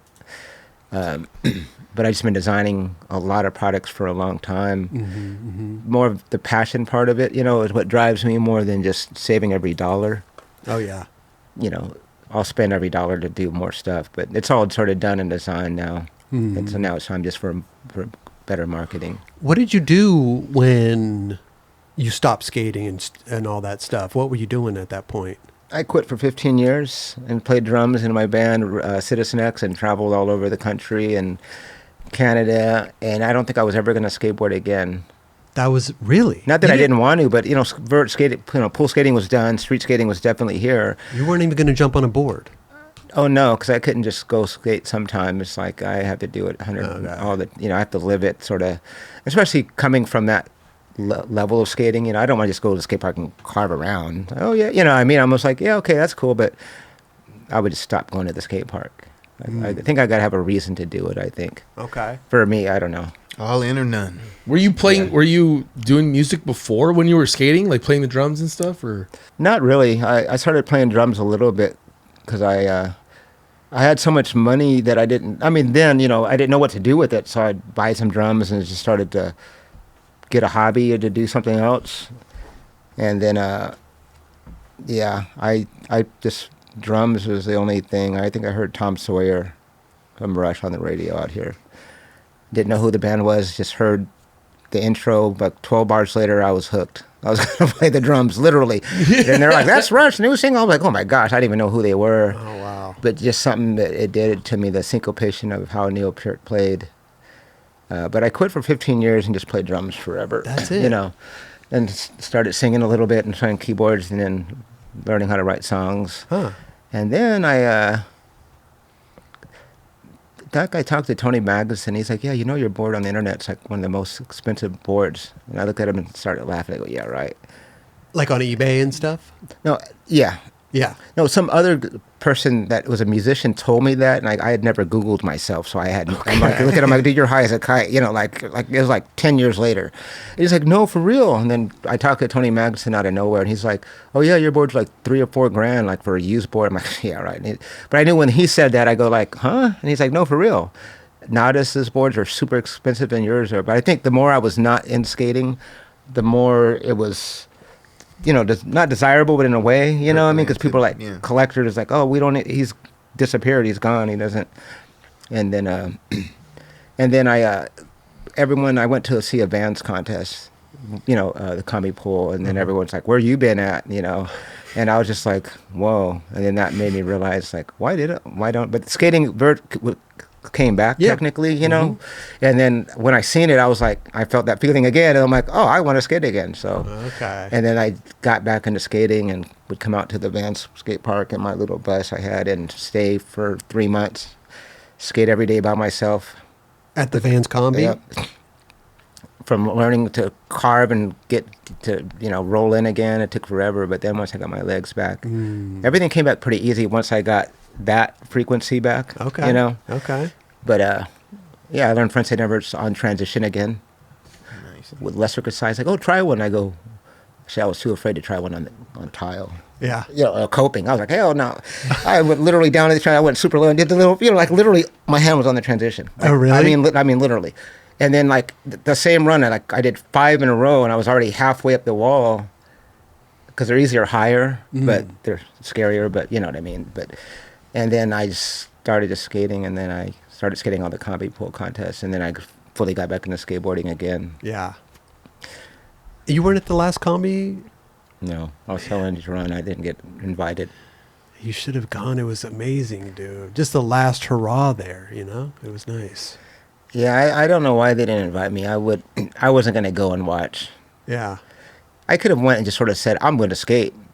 But, you know, Steve Van Doren's like, saying, no, you're not on the list, and you can come, and if something happens, you could be on it. But I just didn't want to go just to, you know, make it on the list if someone got hurt, because that felt sort of weird, you know. Did you, how did you place in all the combi contests? First one, I got like 13th, and then 10th, and then 8th, and then I made the cut, and then I tore my thigh muscle, and then I had to quit for a year. Oh, shit. And I had to relearn to skate with my torn thigh muscle because I didn't get it fixed, so I had to recalibrate my stance, so I had to lean forward because my back leg is what tore, you know, all my strength. So that was a trip relearning how to skate on a different axis type of thing, you know, like, you know, your natural position, you know, your center of gravity is a certain thing naturally. Well, I had to lean forward, so everything was a few degrees off. So when I'm in the air, I think I'm going to lock up. But I watch the videos, and I land like 2 feet below coping. But in my body's like, dude, you're going to lock up. But that's how much I was off. So I had to recalibrate my mind to be like, if you feel like you're going to lock up, you're perfect. But that feeling just doesn't work. You know what I mean? Your natural body is like saying you're going to lock up. But my mind's like saying, no, you're not going to lock up because your calibration's off. So I had to learn to trust my mind over my natural feeling because I was leaning forward on my board. You know, like my whole stance, I was like leaning forward instead of back in the pocket. I was leaning forward. So, and that was a challenge. But I learned to you know, roll in and do airs again, but it was never the same. So when what did you say exactly you did to your? I tore my thigh muscle. Tore your thigh muscle, and when you say get it fixed, what did they do with that? Would they stitch it up or reattach it? It detached. It detached during the contest at Vans. It won in a contest. And what did you do? You just went home? I went home thinking it was healing on its own, slowly but surely, and then I was skating the Vans Warped Tour on a mini ramp, and I tore it again, doing a little layback on a 4-foot high mini ramp. Because you know, when you do a layback, your whole muscle, you know, your whole body's stretched out, and then your muscle goes down to your leg, and I freaking tore it again. Literally, I couldn't believe I did on a little 4-foot mini ramp. Does that require surgery then? You're supposed to get it surgery. Yeah, they surgically reattach it and staple it back to your kneecap. So it came all the way from my kneecap all the way up to you my felt thigh. it pop up and detach? Oh, I skated the whole finals with a torn thigh muscle. What? Yeah, the trainer that was what's the trainer's name? He always goes and works on all the skaters at Vans. You know, it was super cool. I can't believe I don't know his name. I've talked to him so many times. He worked on all the pros. Dr. Dave? Lawrence? Yeah. Lawrence. Yeah. He fixed it and he's like, dude, he's seen it. And I go, I can't believe he even skated. But I had so much adrenaline. But I was skating around the pool holding my legs. I go, what the hell happened? I didn't even know what happened. But the contest just started. So, oh my God. Yeah, so that was just the weirdest experience. And then after the contest, he looked at it, he's like, dude, your whole muscle is not connected. Because he didn't come and look at it because the contest had started and it was just rolling, you know. It was in like the fourth, fifth skater, and it was an in-order jam. So, you know, you're like, after Caballero, I go. So that's all I was thinking. It's like you're sitting there watching everyone, then I go. So I just holding my leg going, what the heck? It's just the weirdest How did you thing. even skate? I don't even know how I skated. I did a frontside invert again, and I don't know. I don't know how I did. I think just so much adrenaline. Wow. Because after I was like, I couldn't even walk. Like I couldn't even lift up like my daughter and walk. You know, like, you know, pick her up. And they were like 10. Like they weren't like young ladies. They were like little kids. How did you? You just tried to let it heal on its own. You didn't want to. It was healing on its own. I could see it every week was moving it back down my leg. What? Yeah, it's the weirdest thing. Yeah, and it was But you healing. could see it. It was connecting. How do you, like what? I could see it. I could, like, if you feel on your muscle, like, not that you're going to feel Like my a leg, bump. but if you touch my leg, you'd be like, let me feel that. but if you felt right here, you're like, oh my gosh, it's like a hole. Really? Oh, literally. Like if I flex my muscle, you would see where the whole bone. You're talking about in the middle of your thigh. In the middle of my thigh, the whole muscle from the kneecap, it detached and rolled up. Oh, So it's like it's all right here. Mm-hmm. And the muscle would be, it should be down here at the top of my kneecap. Well, it rolled up all the way up to my thigh, and it just stayed like that. But it was actually moving back down literally. And I was skating the Vans thing, just skating a little mini ramp, and I was not pushing it. Well, I did a layback for some dumb reason, and it re-toured again. Oh. And then it sort of wasn't able to recover because it was healing itself. But then I toured again. Oh. So then it sort of like, okay, well, we don't have memory reflex no more. We don't know where to go anymore. And then it never. So I would have had to have surgery, which I should have because I still wanted to skate. You know, I never gained weight. I never did, drugs and never drank. You know what I mean? Like I always was thin, so I could still like skate. Even now, I could skate, but I can't skate the way I naturally skate. Sure. Because of my muscle. Sure. Do you skate often at all right now? I've been skating part time. Okay. Since COVID, that really just shut down a lot because I wasn't in San Diego skating with everyone. I was out in Vegas and no one was really skating out there, the skate parks. But they closed everything for a while, right? The whole world shut down, and then there was no contest. And then I just had my store out there, and then I just dealt with that. What store? What's it called? It's called the Steadham store. The Steadham store. Yeah. Look at that. Yeah, it's been 8 years. I've had a store out there. What do you sell there? Everything? Music or is it Skateboard, skateboarding? shoes, apparel. So it's a skate shop. Music gear. Oh, it's It's a music skate shop. It's almost like, I don't know, when you go there, a lot of people are like, well, what is this place? Because it's like everything I'm into, but I have skateboards. But then I have footwear and apparel and some guitars and stuff like that. And I have a stage in there. I do live shows. Really? So yeah, it's really confusing. I could see why people... Well, doesn't Solomon has a pizza shop and skate shop in one? So I mean, I don't know if that's confusing, but let's see what you got here. Is this it? Is this a website? Yeah, because if you, I wonder if you, I think I text. If I send a link to you, can you pull up something? Yeah. up? Are you on an iPhone? Can you airdrop? Do you want to? Can you do you know how to airdrop a link? Let me see here, because I can send it to Jerome. Oh, you got the okay, and then you airdrop it then. What's a link to?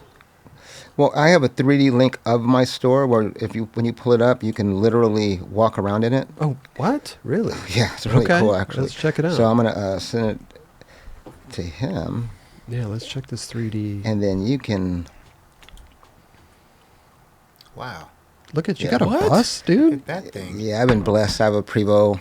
Jeez. You I love- own, I wait, love buses. You own this thing? I'm paying it off. I own about 35 grand to pay it off. It's worth a couple $100,000. Yeah, look at this guy. But that's why I'm broke, you know. I mean, but I didn't, That's why I go wouldn't sell it. What are you doing? Look at that. Oh no, it's ready to tour and Oh, stuff. okay, my bad. But I wouldn't change anything, you know. No. I mean, but now it is time, like I said, just to market. I've been doing a lot of products, and now I'm sort of done with just designing. Did you airdrop it? No, he didn't send it. Oh, you No, didn't I sent it to you. Oh, you did.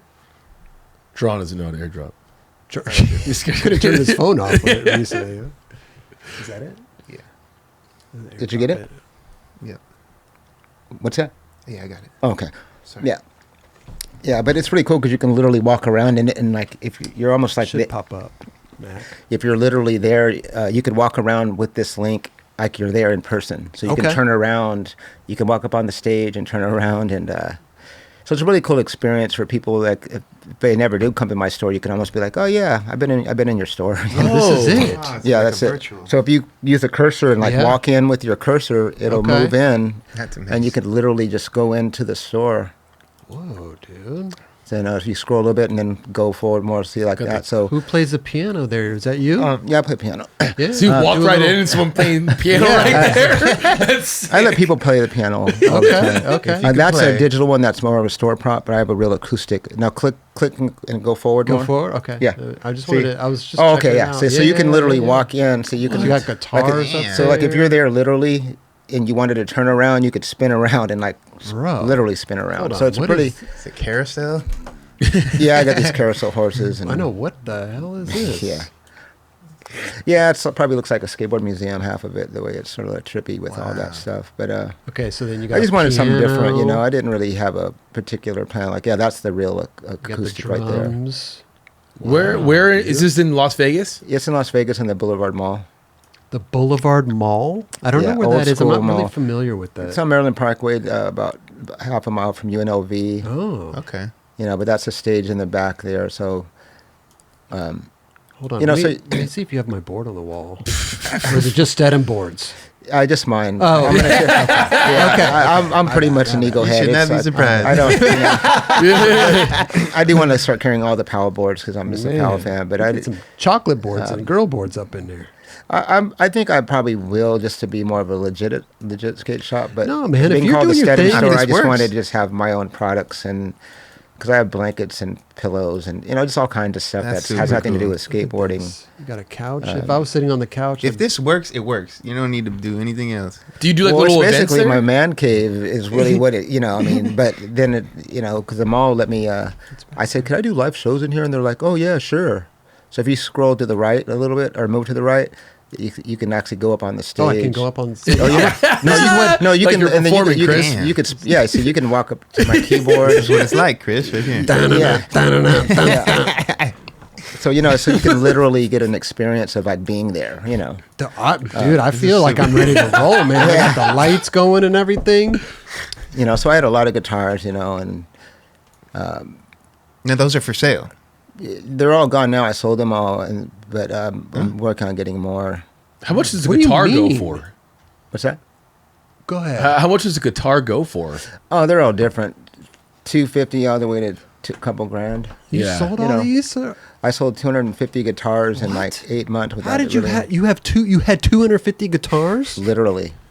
That's probably 180 guitars hanging right there. And So you get to pull them down all the time if they want to if see someone came in, if they were serious, because I told them I'm not going to pull it down if you just want a window shop, but if you're seriously wanting a guitar, I'll pull it down. You could play 10 of them, you know. But wait- And most of the people that were not wanting to get a guitar, they felt sort of guilty. You know, they'd be like, oh, well, They're obligated, okay, man. you know, I'll come back when I have money. Because, you know, they knew that they weren't there to, they just want to play at Guitar Center, just play. I go, I don't let, because I got to clean it, and it was COVID. Oh, yeah. But wait a minute. I didn't so mind how- cleaning it, but just the whole COVID and just germs, I just didn't want, you know. But if you were there and you were really going to buy a guitar and I believed you, I would pull down. But, you know, usually you know what you want. Are you just a collector? I don't collect anything. No, but what do you mean? You have 250 guitars. No, I was a store to carry guitars. No, I like guitars, but I don't collect. Even skateboards, I don't collect. I thought these were out of your collection. I would have 1,000 of my own boards because I would collect them. My I'd bad. keep them. This is amazing. I thought this was. This is a store, Chris. No. I'm sorry, dude. I thought it was your collection. 250 guitars in 8 months. Those are all to sell. Okay. Yeah, I should be a music store. Oh. That's what I was selling Sean. But now that I've learned and what did sell the most, because I did everything more passionate. Yeah. If I'd make a little bit of money, I'd invest it and do more stuff. You know what I mean? Like, Well, if you sold all almost those, like a why did you get crackhead. more? Yeah, but not a drug. But that was my drug. As long as you're not getting high on your own supply. Is that a cello? It's an upright bass. I have no A idea. cello is the next scale down, not so big.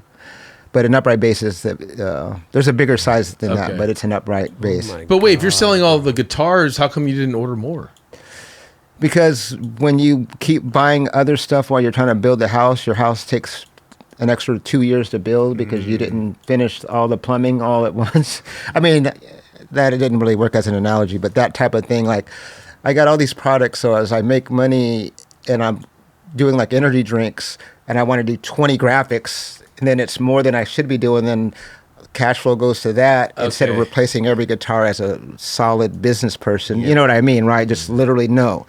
You sold the guitar, replace the guitar. Well, I'm buying more sound equipment and, doing this and doing that. this. We're going Guitars seem like going they be into- working 250 in eight No, months. I would have a second. I'd be on my second music store right now if I actually only did that. But now I'm ready to have more of a solid business plan, get a good solid investor, and then just because I'd probably have 500 guitars in there. I'd make way more than with skateboards. And you said you could sell. You're a good salesman. Is that what you're saying? You good salesman? No. Oh. No. I don't. I know because I don't talk that much. So if you come to my store, I'm one of those customers that if I walk in your store, when I'm ready to buy something or I have a question, I'm going to ask you. But some places are like, as soon as you walk in, hey, Right. they greet you and talk to you, and then people that I know, they're like, dude, talk to them. I'm like, I don't want to talk to them. I mean, not that I don't want to, not that I don't want to talk to them, but that's just how I am. Yeah. If I go into a store, I want to look around, and then if you're the rep, I'm like, hey, how much is this You guitar? want to initiate as a customer. You Yeah, want to initiate. but they're just right. like, you got to sell your products. All right. You know what I mean? Talk to these people. Sell me this horse right now.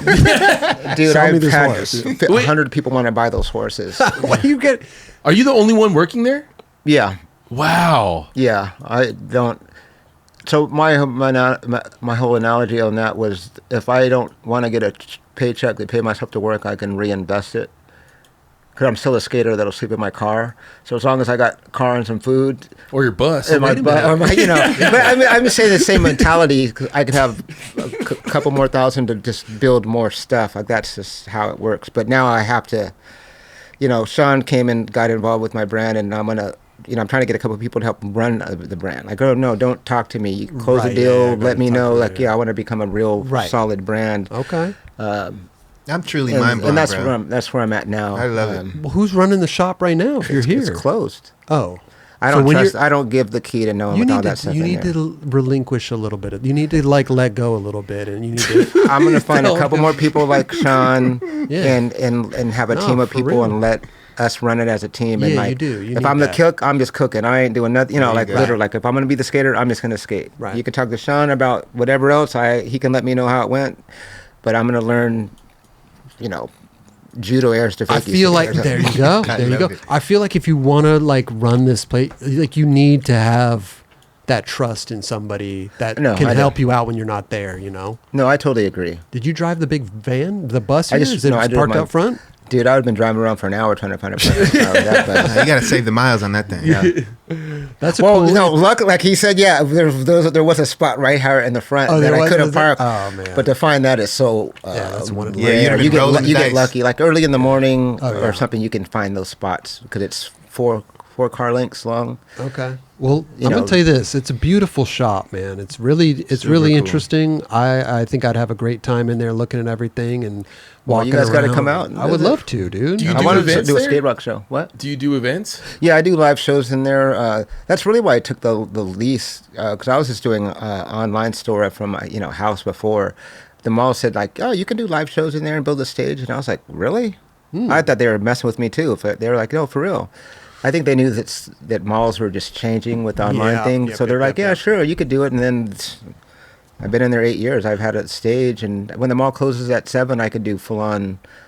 I have a pretty nice system. I can turn it up as loud as I want. What's the mall called that we can The Boulevard Mall. Can we Google that or something, JC? Yeah. The Boulevard Mall in Yeah, Vegas. the Boulevard Mall in Maryland Parkway, and Amazing. I just want to great management. They just totally work with me and been so cool. And So are you performing at all these, or do you have other bands coming other to play? bands in my bands play. I have a few bands that I play with, and I'm really into a lot of music. But I have other local bands that play.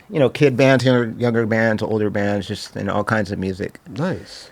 Here we go. Is this it? So it's been really This is the fun. Boulevard Mall. Yeah, that's it. Let's see. Let me see. Where are we here? Is this is Vegas? Yeah, it's only like a mile and a half behind it's the over Wynn there. Casino off the Strip. It's Wait, not- where is this? I'm lost right now. Where's the strip? Right here?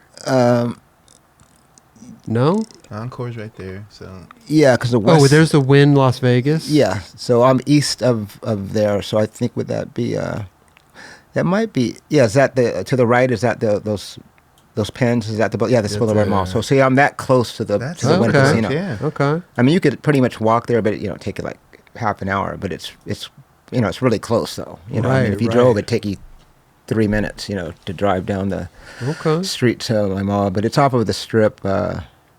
And it's an older one. It was the biggest mall back when I was in high school there. Oh, seriously? It was the bomb then. but That's what, you hung out there as a kid. a couple of times. I wasn't really a mall kid, No?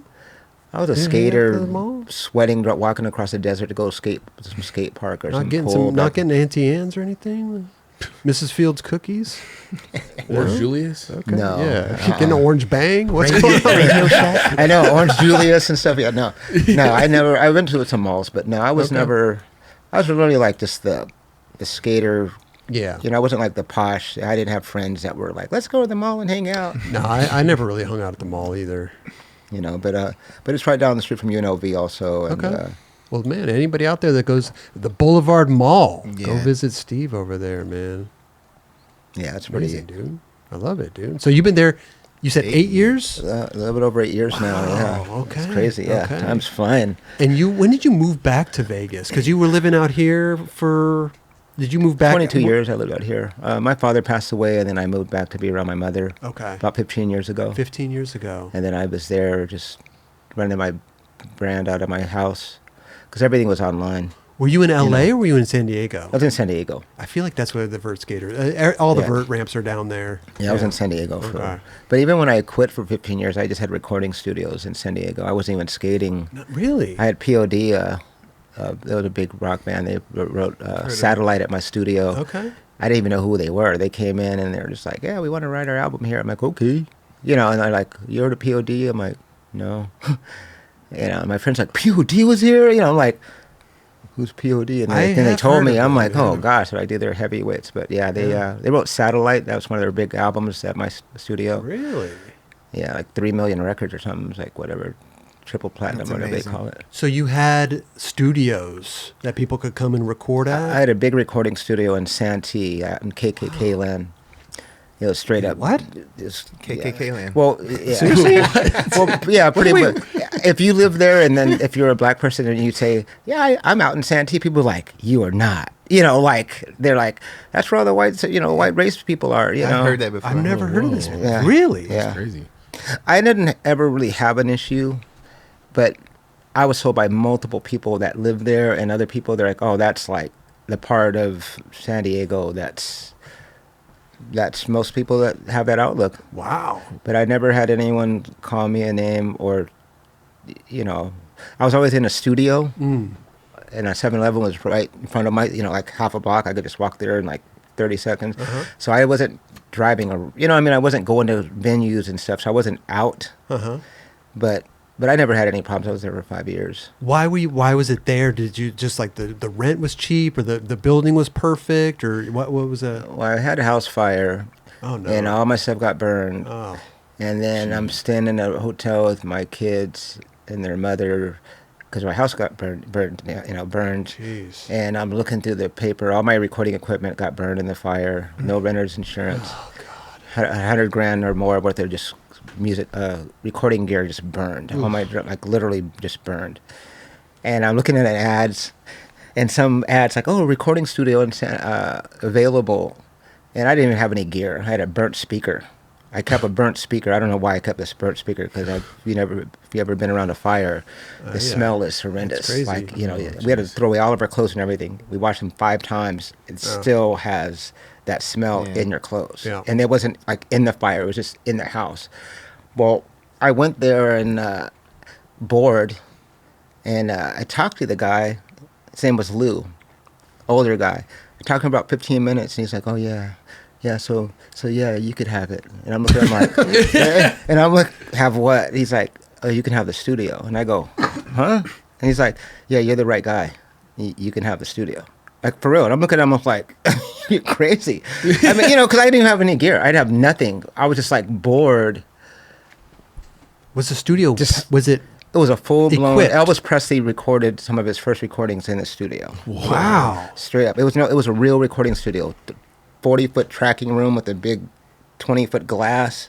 It was crazy. The Lord loves me. I didn't acknowledge him yet, so I should have. My whole journey has been so blessed by him, because there's no way some of this stuff would have happened, even getting on Powell. He had a mission for me, because I wanted to be a rock star, and just screw girls and party in hotels and travel the world as a skater, because I thought we were going to be rock stars.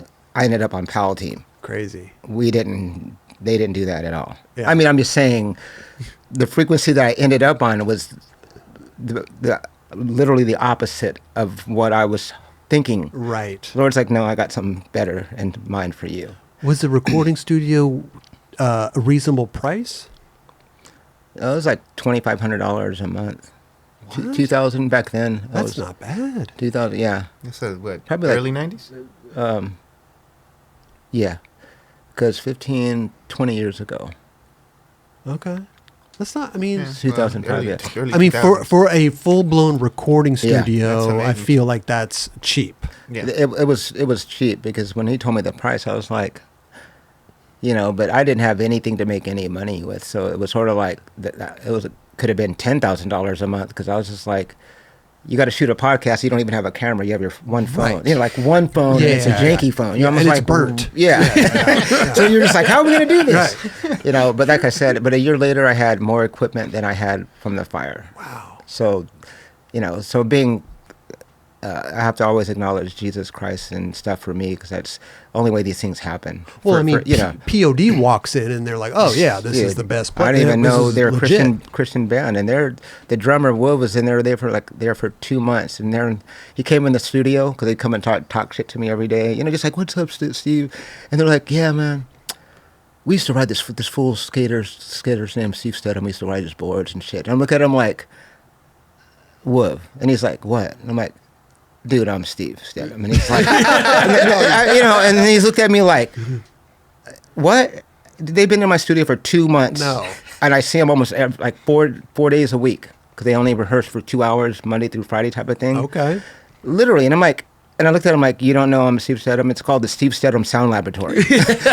I'm looking at him like, "You're kidding me." And he was like, "For real."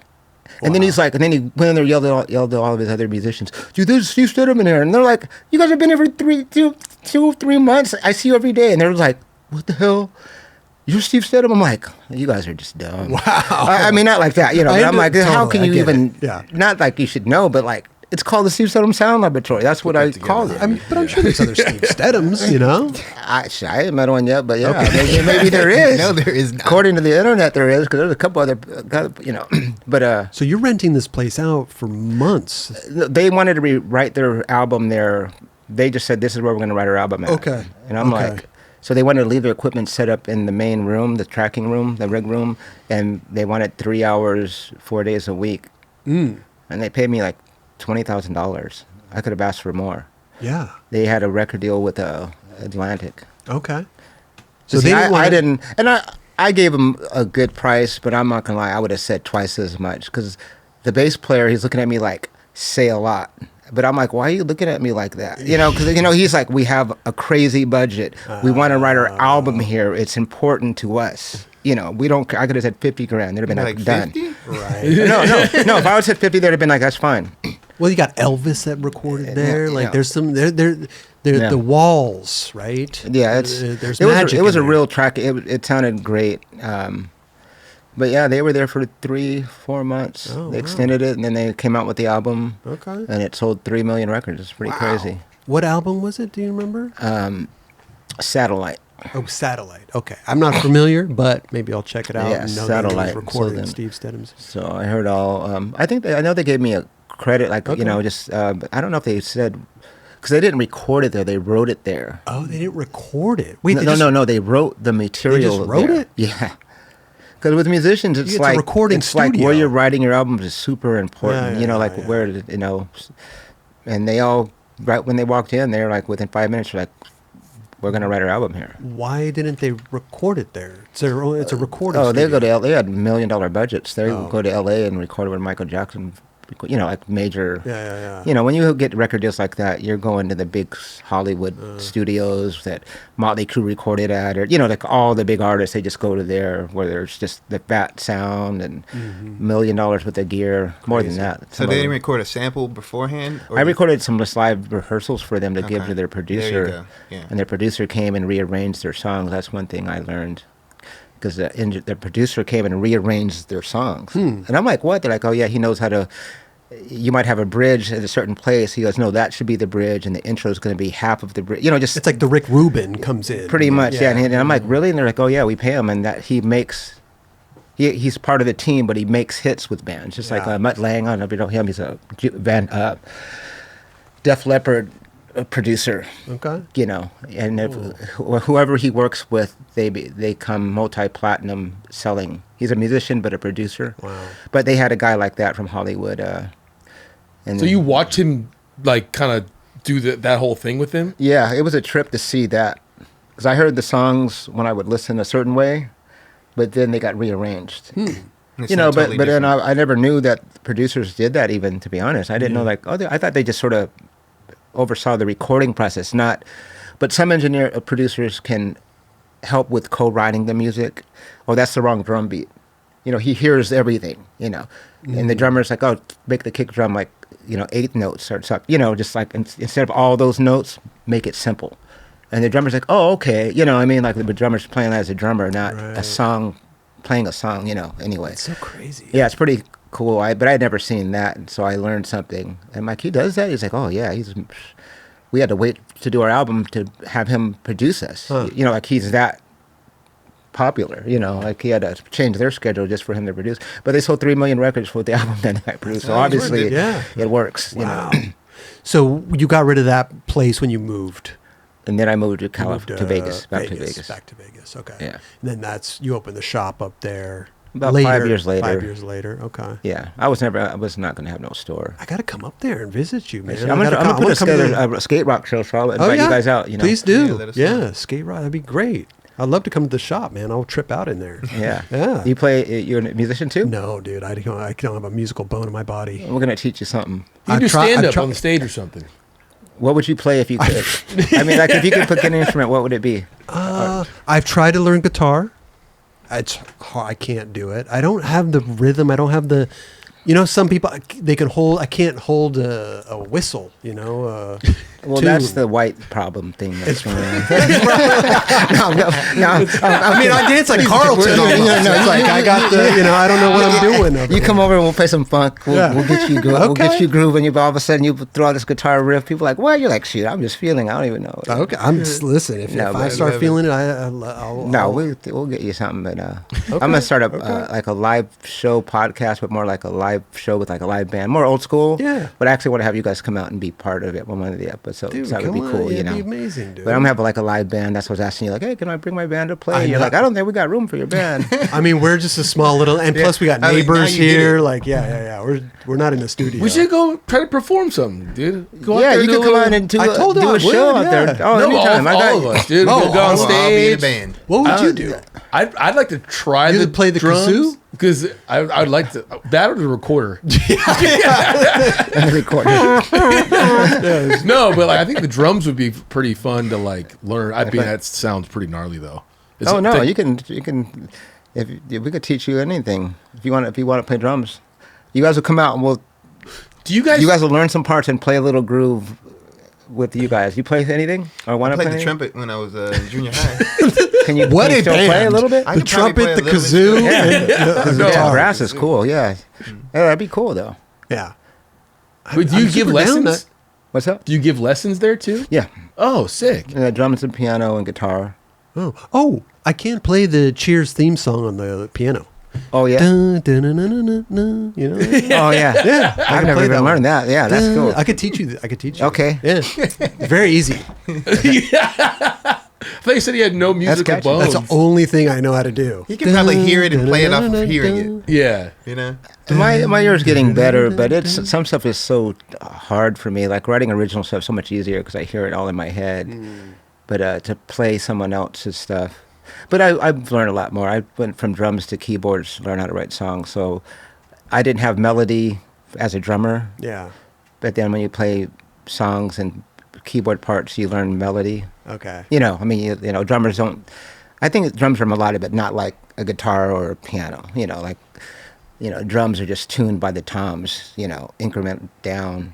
But I learned a lot. I learned stuff off YouTube also. Yeah. Yeah, like if you want to learn Benny and the Jets or some old school Journey song, some guy will show you how to play it perfectly the way the record is. If I can't figure it out, I want to play it like the record. You just go on YouTube. I'll go to YouTube. Benny. Yep. Right? Yep. Oh, I've learned so much stuff. What's your favorite, like, do you have a favorite song to play? That's like a famous one. like a famous song. There's an Earth, Wind, and Fire song called Getaway. Getaway. It's Earth, Wind, and freaking Fire is gnarly. legend. Yeah. Okay. That, I wish we could play it on here, but we'll get copyright. You can play it and not play it. Yeah, I don't think Earth, Wind, and Fire would do they flag It's stuff like tough, man, because when you're on the internet, YouTube and everything, you start to. I mean, this episode could get demonetized. It could have a copyright strike. You never know with YouTube. So better to keep it safe than sorry. That's what we always say. Can you play original music? Mm-hmm. Okay, I'll send you something that's. Oh yeah. Is it on YouTube or no? No, it's a song that I'm working on right now. Some of my new stuff. I got. What a bunch about of new Bump songs. Your Rump? Oh, how do you know about all that? Come on, we know about Bump that. Hey, you know we're looking it up right now. Because I could send you. Should I send that to? You can see when we send it to me, and then I'll send it to him again. Oh yeah, I'll send it to you again. I guess.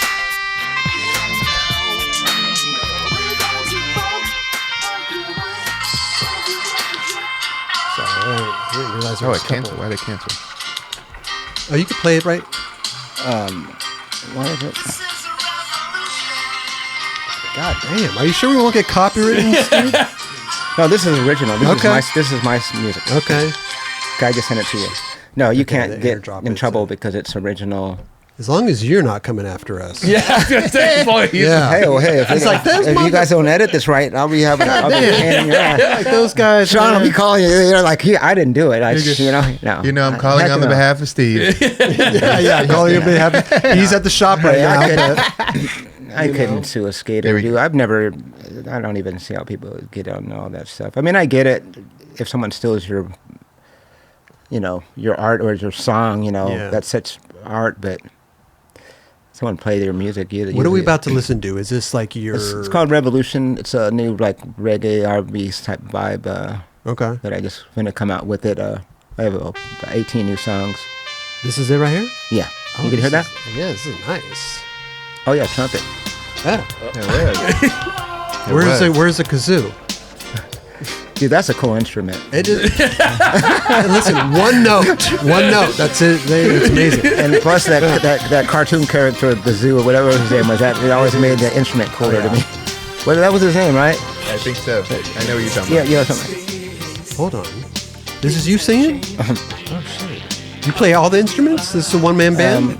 I write all my music, but we have a live band that yeah, plays okay. it. But I do the drums and bass and everything except the guitar.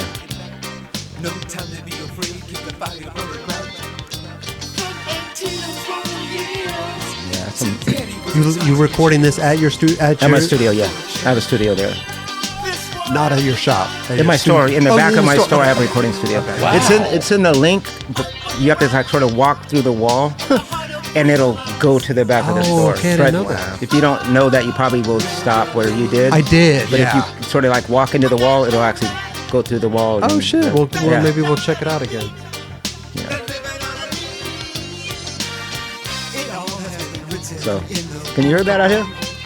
Yeah. So this is you're about to drop this? Yeah. When is that? We're going to add harmonies, and then that's it. Vocal backup harmonies aren't on here yet. Oh, it's still not done. In the background. It's 90% done, but the harmonies are not on the chorus, so that's it. Okay. Yeah.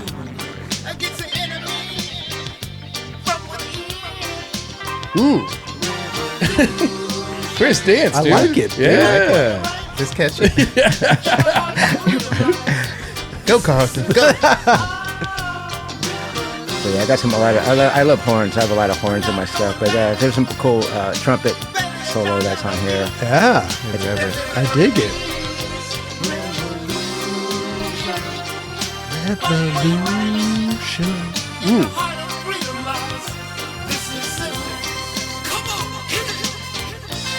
Is there going to be a music video with this too? Yeah, I'm gonna come out with a visuals? lot of music and a lot of videos. I've been writing a lot of songs. I got 350 songs recorded. I'm a music hole for real. I have like 5 bands, so I write a lot of music. I don't You think have 350 I literally have songs? recorded 350 songs, and I'm finally gonna put it all out. Over your lifetime, or like just In recently? the last 15 years, I Okay. wrote 350 songs and recorded them. You know, reggae. I love metal and rock, and then I got some jazz stuff, and then some funk stuff, and then a big band swing album because I love horns. So, but all the music's, one makes it better, makes the other style better. Wow. Like funk is you play funk and then you play heavy metal, and they both make each other better for me. Yeah. Playing heavy rock drums. I started playing drums again in a band called Rockzilla, and I just love classic rock and metal. You're gonna bring this all. You're gonna how are you gonna release all this stuff? You have a Spotify or something? There's or 5 what? bands that are separately. Yeah, my friend's doing it all right now. okay. As we're speaking, he's actually putting it all. Oh, amazing. So I'm gonna sell it for just dirt cheap. Oh yeah. 50 cents a song or something. Or, just something, because I got all this music, and it's just like, if no one's hearing it, what's the point? Exactly, dude. Well, I don't know how Spotify works with the music or Apple Music. I don't know how they, but I'm sure there's like ways to go about it. He has one called Distro Kid or something. That's a good platform that goes on all the platforms. There you go. And then on my website too, he's like, you can just do your own website, and people send. Exactly. Yeah. But You could do Spotify like is pretty popular because people, look for new bands just to find something they haven't heard. You could always do like a Patreon too, like have people go on and support you as an artist. Yeah. JC, bring up a kazoo video. I just want to listen to. I really want to listen to a kazoo right now. That's funny because no one said the kazoo except for you. I know. I said recorder, then you said kazoo. No, yeah, you said kazoo, but the kazoo is a cool instrument. And Steve agrees. He loves the kazoo. I agree. Wait, why don't you ever use it in your music then? I will now, but no. but no. I never. I got this little jazz piece though that has like a clarinet and I think a recorder in it. It has that old school jazz thing in it, but I've never. Like now that I have that in my head, I'll intentionally find the instrument and then write something with it. To it. That because it's a distinct instrument. Yeah, I was about to say, it's very distinctive for sure. This is a kazoo solo.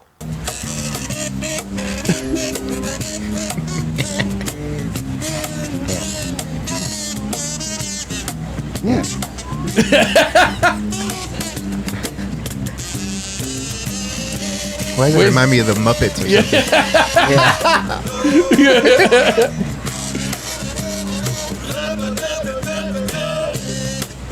Is there a video to this, Chris? Dude, Yeah. But see, you can make that funky though. That could be cool. You could definitely pull that. I don't want to get in trouble, man. But that's a. What about this one? Let's see. I got a stapler. You want to? Here's a budget kazoo. That sounds good too. Sounds like he's just doing it with his mouth. Yeah. Yeah. I mean, he's using something. It's not. He's just. This is insane. We're looking. What this does up. a kazoo look like? It isn't like a. Looks like just it's a just reed. one- Yeah, that's a little. It's like a red. long, like a tube, right? Yeah, it's just Oh one yeah. thing. Yeah, that's Well, what he's got the microphone on the top of it. Those are amazing. It's funny because you can't play that without having that look that he has on his face. You know, it's like, are you taking me seriously? You can't change his face right there. That's bro. why I think Kelly would be good at this. Man. You know, like, it's one. You don't have to do anything. It's just one One thing. plastic. Oh, you don't. Yeah, you don't have to Yeah, put your there's no- fingers on it or anything like that. you have to. You have to do all that. You make No. the sounds with your mouth. Yeah. Yeah. The That's kazoo. great. That's great. Think about it, Steve. Maybe incorporate a nice kazoo in there. He's I'm going. gonna make a funky track with Yeah. that. You watch. Do I'm a gonna send it- nightclub song with a kazoo. That'd be Oh, sick. that would be amazing. Like a song about the nightclub. I'll do a song called "The Nightclub," and it'll be something funky. Make sure there's a kazoo solo in there. Oh, trust me. It just all stops and then a kazoo comes in. yes. Why not? I love it. I love it. You man. like ska better than funk? I like ska. Ska's cool. Oh yeah, Ska's all right. What yeah. would you prefer? Let me ask you, what's a ska band like? Is Sublime ska? Well, No. No. Madness. Madness. Madness. I mean, Operation that's- Ivy, is that considered ska? Yeah, a little bit. Uh. But you know, it's like I mean, Bob Marley did ska way back in the day, but like Right. you know, Madness, One Step Beyond, I don't know. Not familiar. Ghost Town. Ghost Town. Who? You can say, yeah, talk. Who? Yeah. I'm in an Operation Ivy cover band, and I play kazoo. Oh, Nice. and You play the kazoo? Nice. Do you have one on you? You got one in your car? That's amazing. Bro, You don't? what are the fucking odds? 'Cause that'd be sick. That- Go Yeah. get your kazoo real quick. Did you? Sublime does count. Sublime does count as ska? Sort of, but that's just like No doubt. No doubt? Yeah. Early, Really? no doubt. Early, no Early, doubt. yeah. Not the early, popular like one. like the real like they're not like the authentic ska, but you know, but they have ska overtones, but they're not Ska-ish. like they weren't like a The specials? Real the specials, Specials? Okay. specials and Madness, like that would be, you know, Yeah. straight up. East Coast. If you're into ska, you would know those bands, like Right. you know. But Sublime's more like, West I'm Coast. aboard. West Coast. they're late- like yeah, surf, more hippie, California surfy Yeah. rock, reggae, Yeah. whatever, Yeah, you know. Real Big Fish, though. They're like super ska. Or like Big like Fish? Manifesto. You know, but and Fishbone plays a little ska, but Fishbone, they yeah. have ska overtones, or some songs are more ska-ish, but you know they got R&B. But I would say Madness and Specials would be a good. Those are the more like established real ska Okay. bands. Gotcha. You know that play ska. You know, but there's a lot of new bands that play because everything's changed. You know what I Evolved, mean? yeah. Like just like rock. You know, you go see a rock show, you're like, who? You know what I mean? Like Yeah. you know, but things have to change. They don't make music like they used to. Let's put it that way. Where is you? No. Did you park close? Can you go get the kazoo? You want to end it with the kazoo? Yeah, go get the kazoo. Oh, you have one here. Oh, dude. That's that'd what I be sick. say. This is. Oh, see, I this thought is he said like- it wasn't here. Go ahead. Go ahead. Heck yeah. Do your thing. Do your thing. Go get the kazoo. Yeah. You gotta.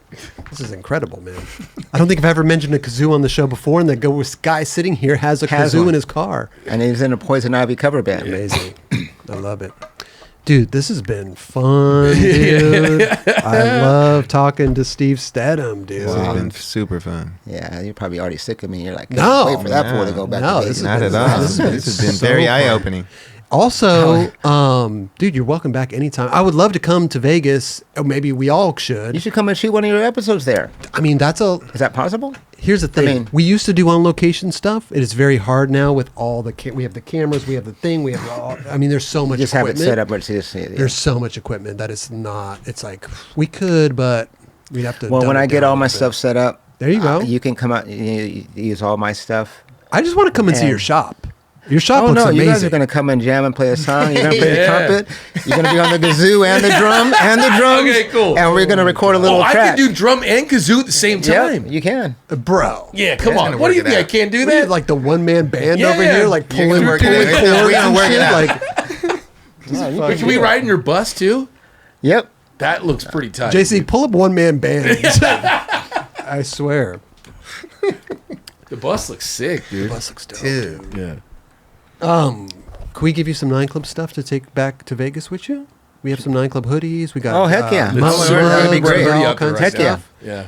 Will you do the honors, Kelly? What size? Extra large, please. Cool. Extra large. See what I got right there. Yeah, pull up a one-man band.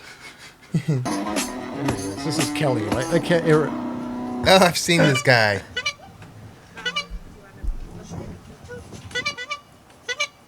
Oh yeah, it's me. Yeah. This is kind of boring, actually. We'll get a different one. Yeah, I love the music stuff. I love that you have only 350 songs. It's incredible. You're like just a talented dude, man. You just I'd say that too. Yeah. I don't know about that, but I'm thankful. Definitely, that's for sure. Well, you're very passionate. Passionate, and the bounce back game is amazing. Like where you're like you sell however many guitars, and you're just like on to the next, and it's whatever you're gonna do, it's gonna work out. It's gonna work out. I love that mentality. Yeah, but I realized, like I said, I'm like, how many songs am I gonna write before I actually put them out for people to hear? Because if they don't hear it, what's the point of having? Dude, that's the thing. I can have 1,000 songs. People are like, okay, well, I've never heard one, So, yeah. But no, I'm like, Thank you, Kel. I wouldn't change anything, to be honest. I'm stoked on,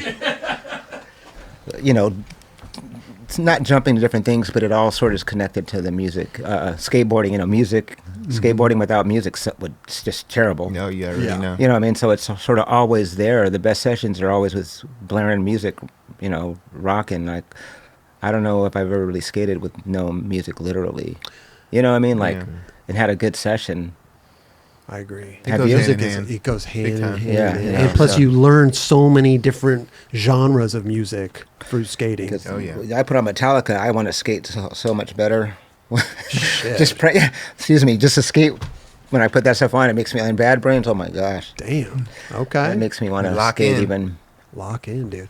Okay, let's hear some kazoo. Go over to to Kelly's mic and let's hear some kazoo going down. What song are we going to listen to right now? I don't know. What do you want? Funky Town. You know Funky Town?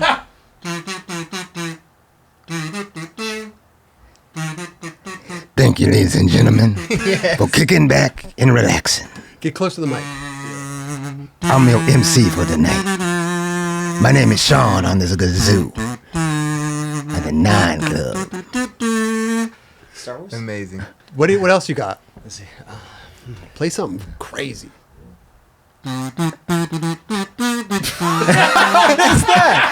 Is that Sublime? What is that, Wheels on dude? the bus? Huh? Wheels on the bus Go round and Wheels on the round. bus. Yeah.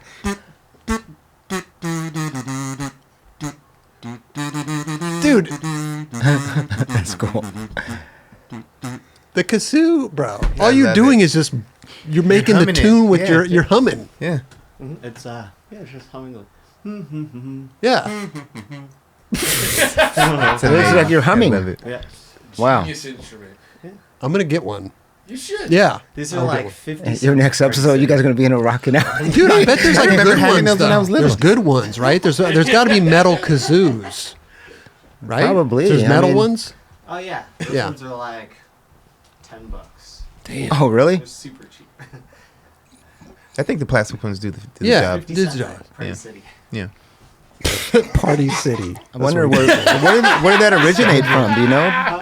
Party City. I wouldn't even know where to. I would go to like Guitar Center Excuse me, or you something. guys And have go in any there, ask kazoos for a here? They'd kazoo. be like, get out of here. They'd be like, go to Where's Party that City. kazoo? You better go to Party City. We don't got no kazoo kazoos there. Yeah, All right. in the goodie bags. Wow. Yeah. What are the odds Dude. that he's got a kazoo in his car? That's crazy. That's cool, dude. man. Wow. Yeah. Yeah, I'm in an Operation Ivy cover band. That was amazing too. That too. And they use the kazoo on some of their songs? Yeah. Oh, okay. Really? Well, no, my band does. Oh, you're Yeah. back. Oh, you're They back. have a saxophone player and one song. But my band has a trumpet and a saxophone player. Trumpet. This whole episode is just coming together Yeah, at the it end. really It's is. crazy. Yeah. It's crazy. First of all, Steve, it has been an Oh. honor. Yeah, It's been okay. a privilege. Yeah. Yes, sir. Thank you Yeah, so it's much definitely been an honor. for coming by. We want to bless you here with the 9 Club hat. Oh, yeah. Right there, we got the 9 Club hat. This is Richardson makes these hats. We love these hats. There's amazing hats. They fit your head really, Really good. good, Yeah, it's hard to find a good hat sometimes, but Yeah. these fit really well. That's for you. We got a T-shirt right here. It's hot in Vegas, so we got the short sleeve. I hope green's your color. If not, we could exchange it for something else. You have black? Yeah, we got black. We got all kinds of. I'm pro black. Are you? No, I'm kidding. No, but I would prefer a black though. Yeah, we got you. Yeah, We got no, but you. yeah. But then we got the 9 Club there. Yeah. And then, listen, Skull Candy. We got the Rail they're AMCs. We got Ooh. the, these are great. I use them for my walks. Really? Or your runs that And you're my doing runs, now. yeah, Ooh. I'm a runner. I'm a runner now. So every time I come, I can get some stuff. Well, slow 'Cause I'll down. be back. Slow down. Me and Sean, we'll be Slow back down. tomorrow, Yeah, man. Hey. That's what I'm saying. We put a limit to these things. But these are the real. They're great. They're great. You Right, can that's answer your cool. calls. You could listen to music and everything. Also, Yeti. These are the I don't know what they're called, man, but they're that you put your water in here, keep it cold Keep it forever, cold, man. It It's lasts. really good. Shout out to Yeah. Yeti for these. This is Oh yeah, that's for yeah. you. These are good. That's for you. This is good for skating. Yeah. Oh, hell yeah. Oh yeah. You got to stay hydrated. Big time. Did you ever get the cover of a magazine? Nuh-uh. No. I'm pretty sheltered. I got to get a little bit more exposed. Well, if you do get it more exposed and you get the cover of Thrasher and you got the sticker on your board, $20 photo incentive. Boom. Boom. Budget or budget? Okay. All right. One last thing. We have a nuts and bolts company. You are on Oh, the that's team. cool. You are on the team. We have over like 360 people on the team. Everybody. Oh, That's, really? Everybody that's been on the show is automatically on the team. It doesn't matter if they have. So 360 people so far. So far. Wow. Thank God they haven't all come and asked for a package. But these are for you. These are two bolts per year. You have a inch and a quarter. What are those? Those are inch. 7/8 or 1 Those inch. are those are Like, one these inch. ain't gonna work. 1 inch. Yeah. Maybe bump a riser pad down. Or something. You know what I mean? Yeah, I don't really. I use those small little. Well, no. You're But on that'll the, work. You're on the team. You can't give those You're on the back. team. First time anyone gave anything back. You're on the team. You're like, no, I don't want You're on the these. team. Dude, this has been incredible, dude. Hey, you're welcome back best. anytime. Come back, and hopefully one day we'll come out to Vegas and visit your shop and do some stuff out there, man. And anybody out there that is in Vegas or going by Vegas, stop by Steve's shop and go check him out because you'll be there, right? Yeah. Yeah. Unless I'm out here talking to you. Okay. No. Perfect. But by then I'll have someone else working. So Yeah. There you like go. you said. So. Yeah, but hopefully people will come by and maybe buy a guitar or two if you have them in restock. Yeah. No, I will. Okay. Perfect. Dude, thank you so much, Steve. Oh, you're welcome. Amazing. Thank you, dude. Thank you. That was Dude, that was incredible. That was incredible. That was awesome.